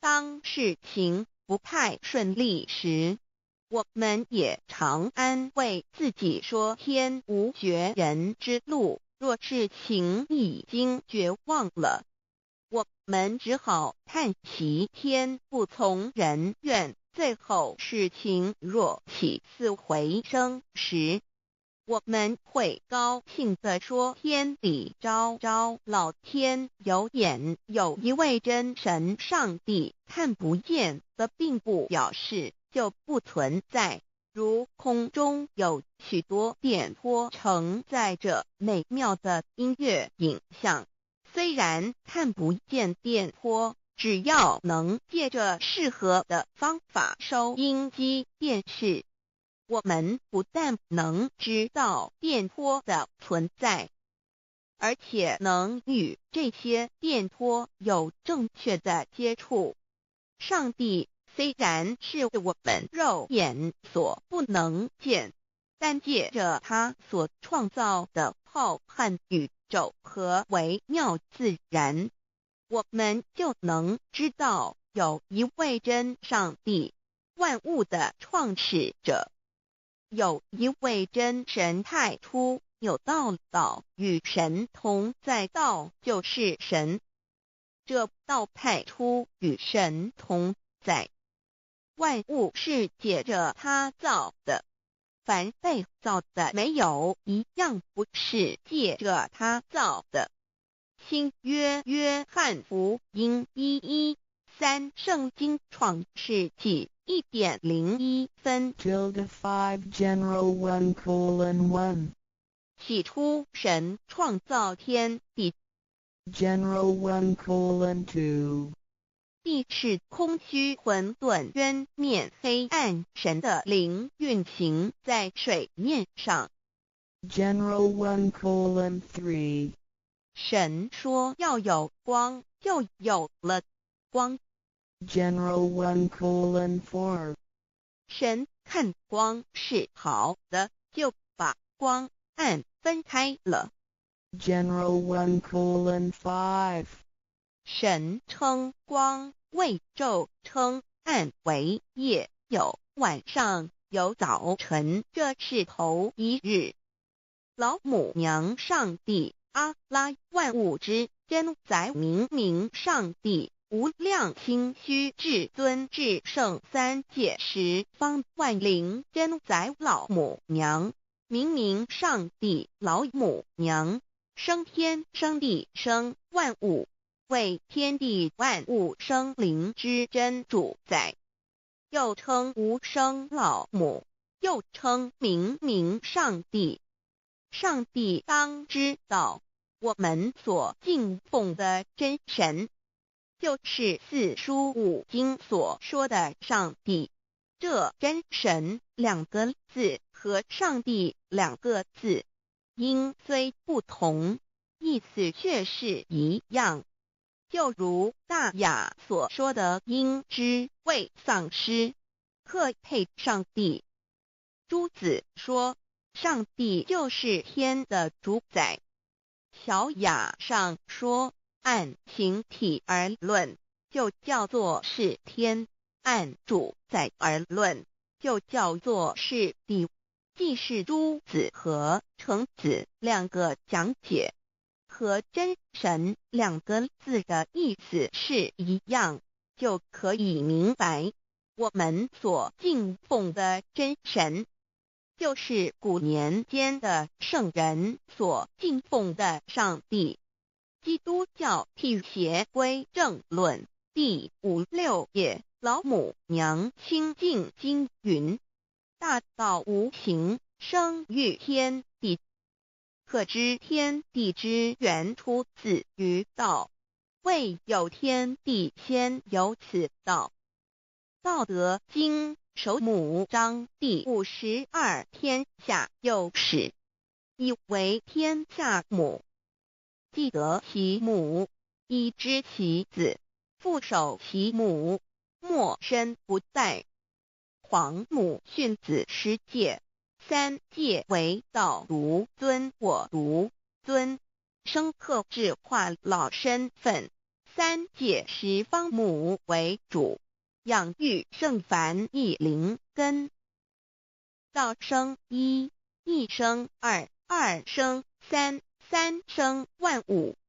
道创天地而与天地同在，自性佛，即是灵，看不见抽象，但是它却存在每一位十方善知识的身上。所谓道化成肉身，住在我们中间。天主佛与自性佛主耶稣对父神说，正如你父在我里面，我也在你里面，使他们也在我们里面。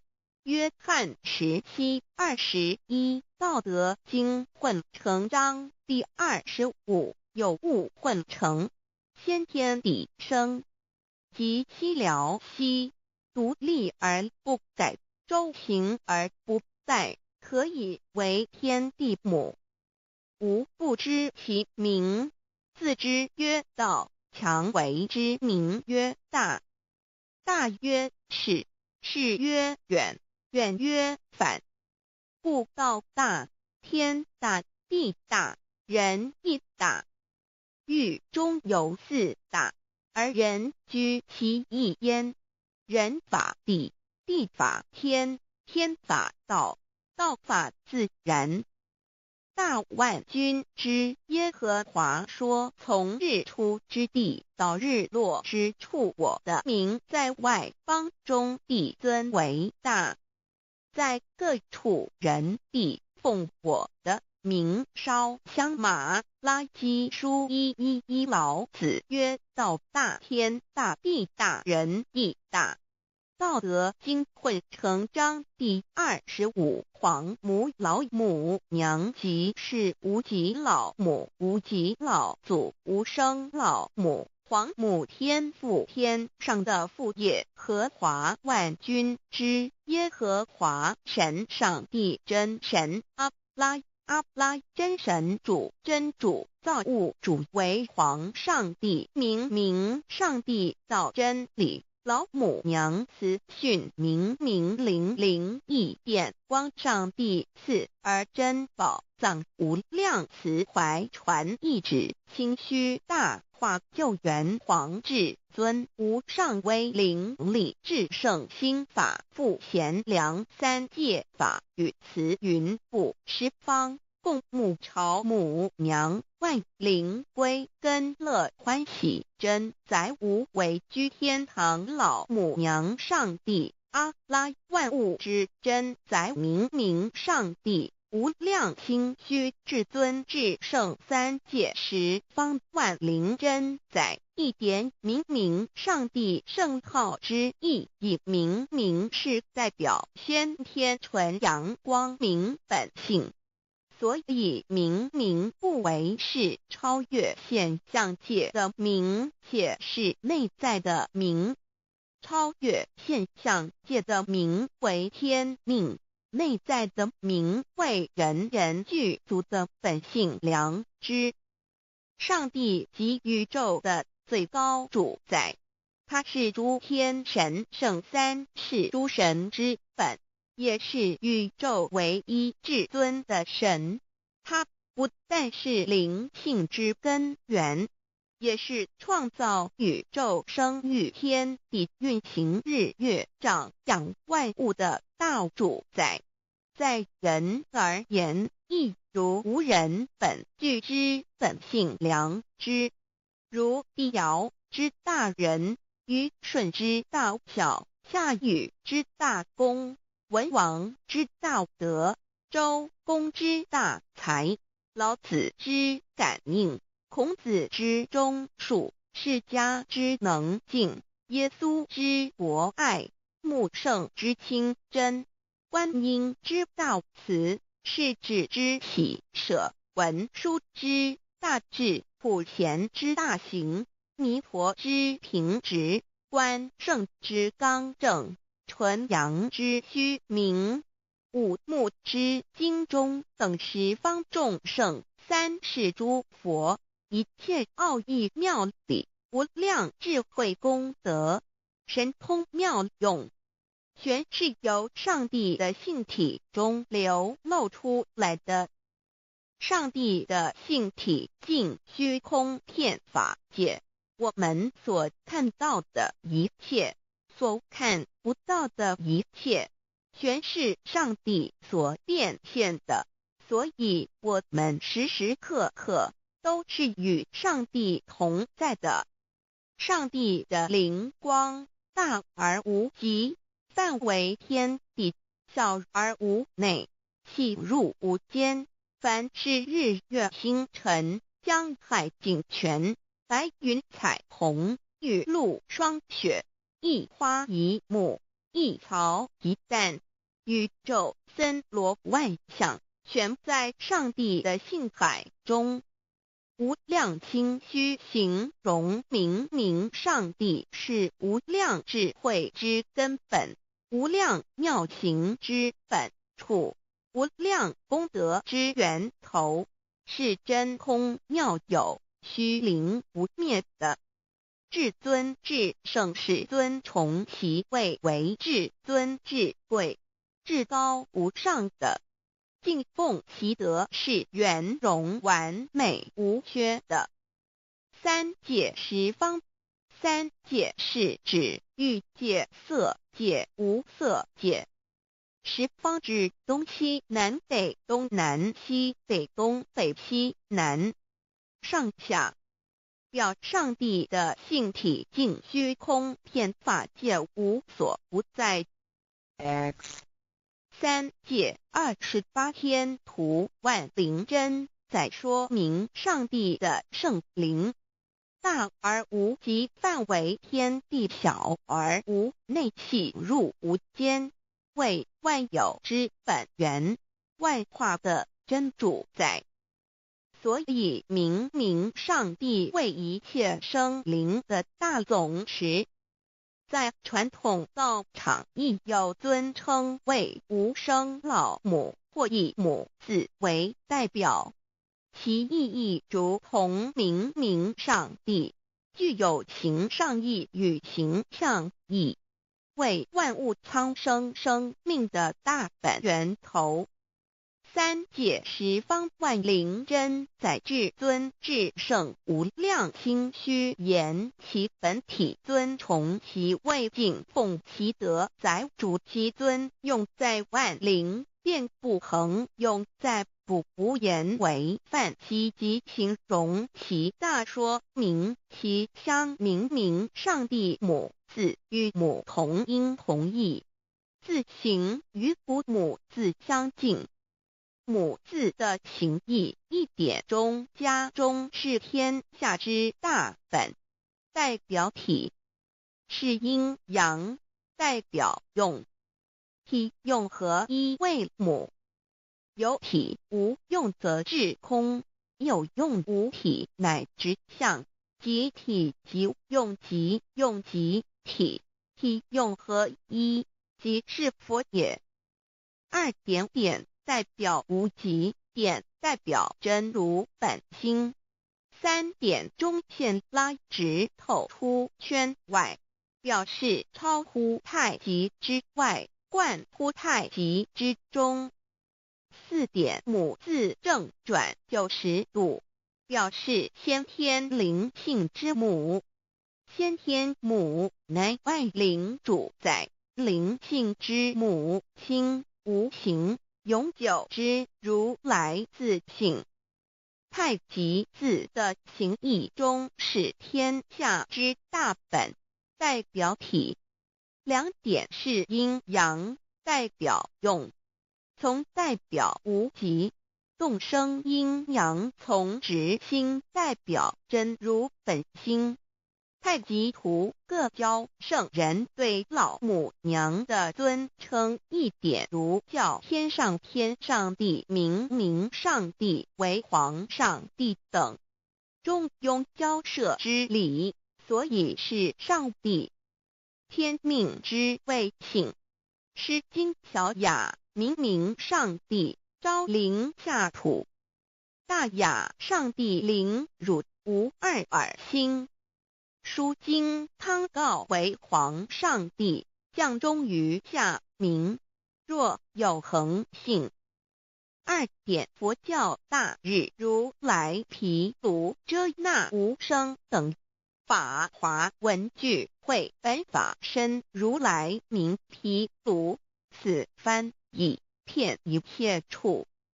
贪经一问品若悟无生顿法，见西方只在刹那。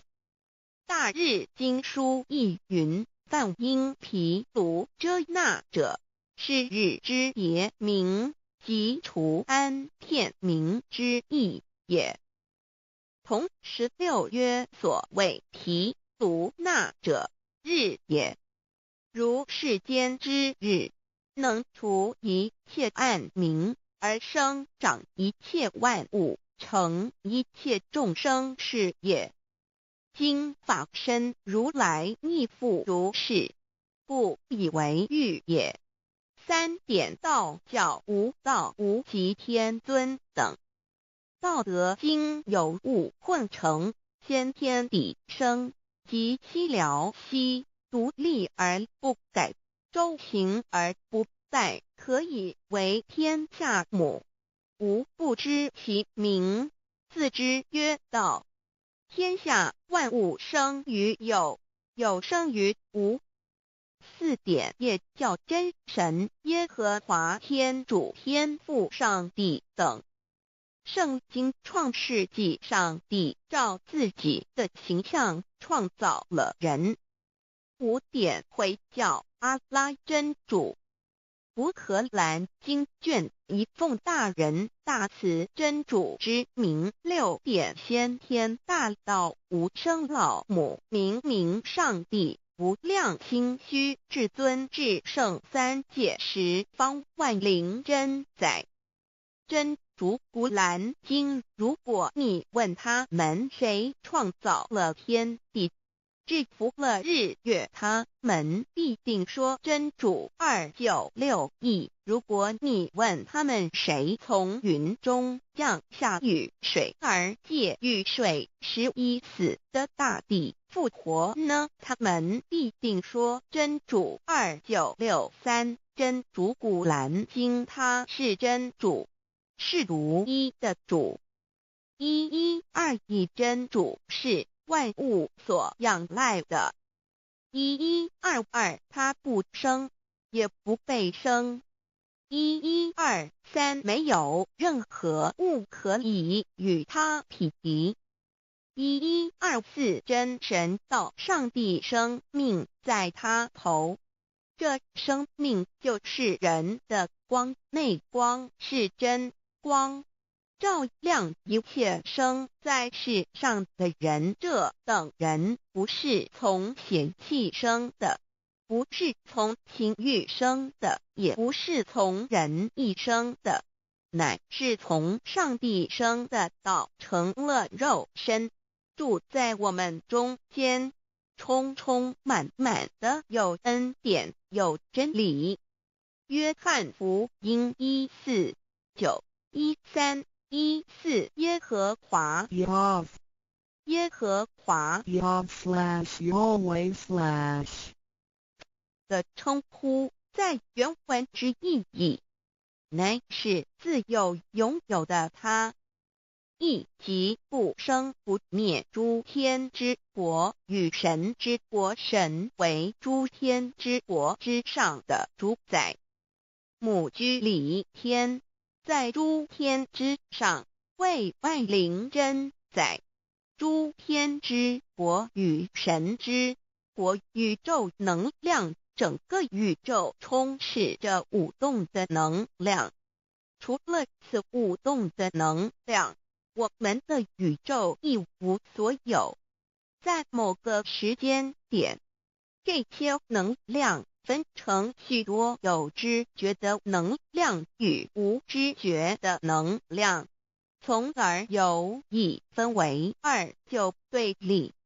斯瓦米维达帕若提 Swami Vedabharati 着着火于家约翰一书第4章第13节，神将他的灵赐给我们，从此就知道我们是住在他里面，他也住在我们里面。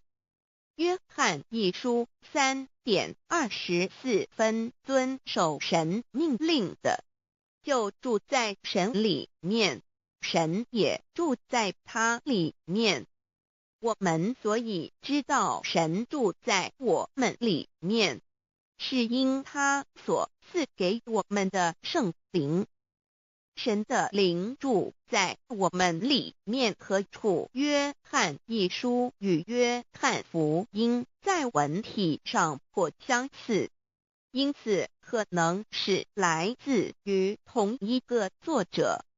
福音书作者约翰，神上帝老母娘的灵住在我们里面。圣经创世纪提到上帝创造天地万物的情形，创造人时，耶和华神用地上的尘土造人，将生气吹在他鼻孔里，他就成了有灵的活人。创世纪275教阐到佛家所言正法掩藏灵山柳之净瓶主人翁真主人真如等等。儒家所言大学之道三人之行天命等等。道家所言古神荼毒玄牝众妙之门等等。回教所言阿米木、两木、米木回回之地等等。基督教言十字架、用火施洗、窄门等等。对于以上所谈之名词，没有求道的人是无法体悟的。所以说摸得着根的成佛祖，摸不着根的瞎修行而道，就是万教所要找的根。个根如没有经活佛师尊名师指点，是无法找到的。可见求道的重要。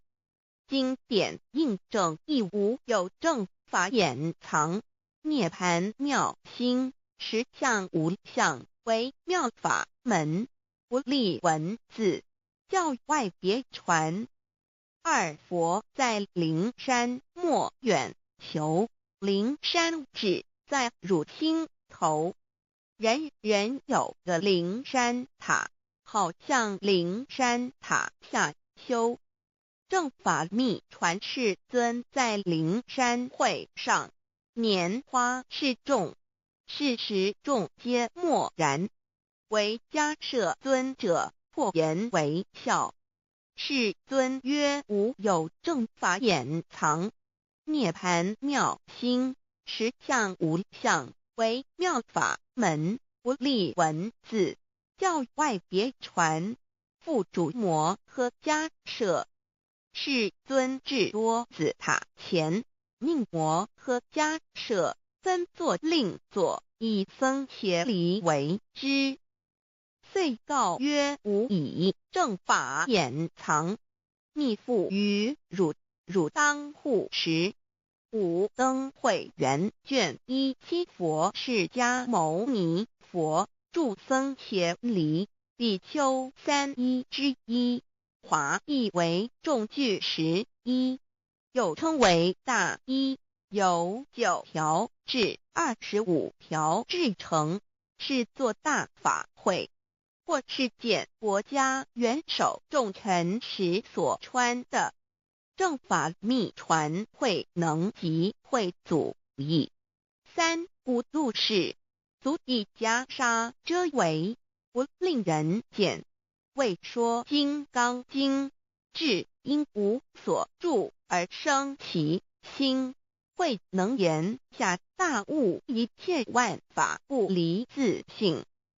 遂起祖言和其自性本自清净和其自性本不生灭和其自性本自具足和其自性本无动摇和其自性能生万法组之物本性。谓慧能曰：不是本心，学法无益。若是自本心，见自本性，即名丈夫天人师佛。The lamp of the body is the eye. The lamp of the body is the eye. If therefore your eye is good, your whole body will be full of light. 马太福音第6章22，眼睛就是身上的灯。你的眼睛若了亮，全身就光明。台中国际机电会中华民国总会2001中英对照圣经新约全书 The Holy Bible New Testament Chinese and English Bilingual Edition.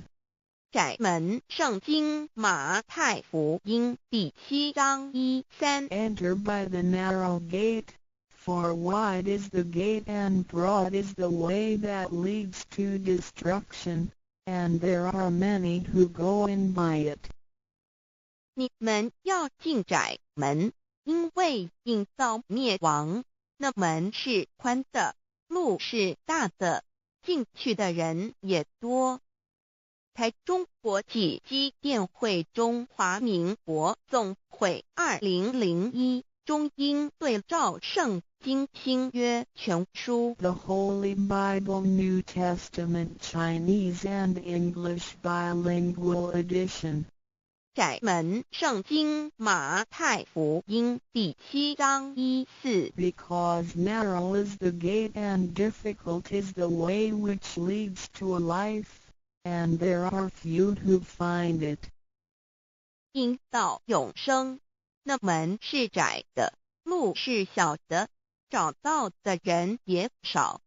台中国际机电会中华民国总会2001中英对照圣经新约全书 The Holy Bible New Testament Chinese and English Bilingual Edition 048L 佛家言不走正门，进入四生六道。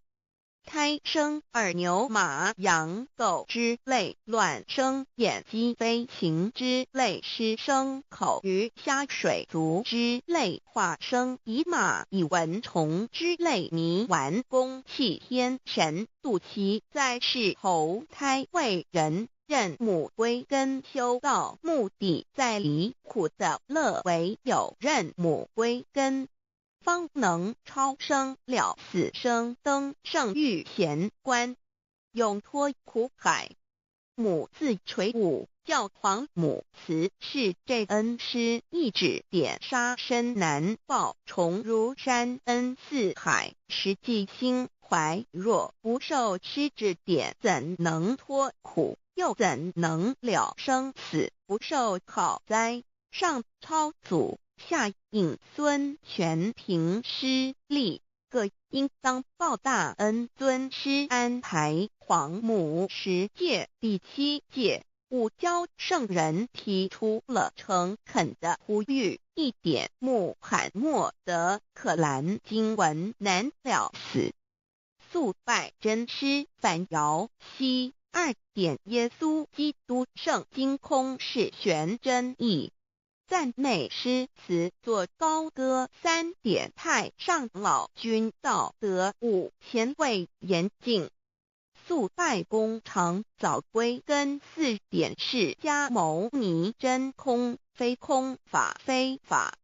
如然自在是个。5点孔老夫子雄神之化之其旨，定静安律见本源。古人云白藕绿叶红莲花。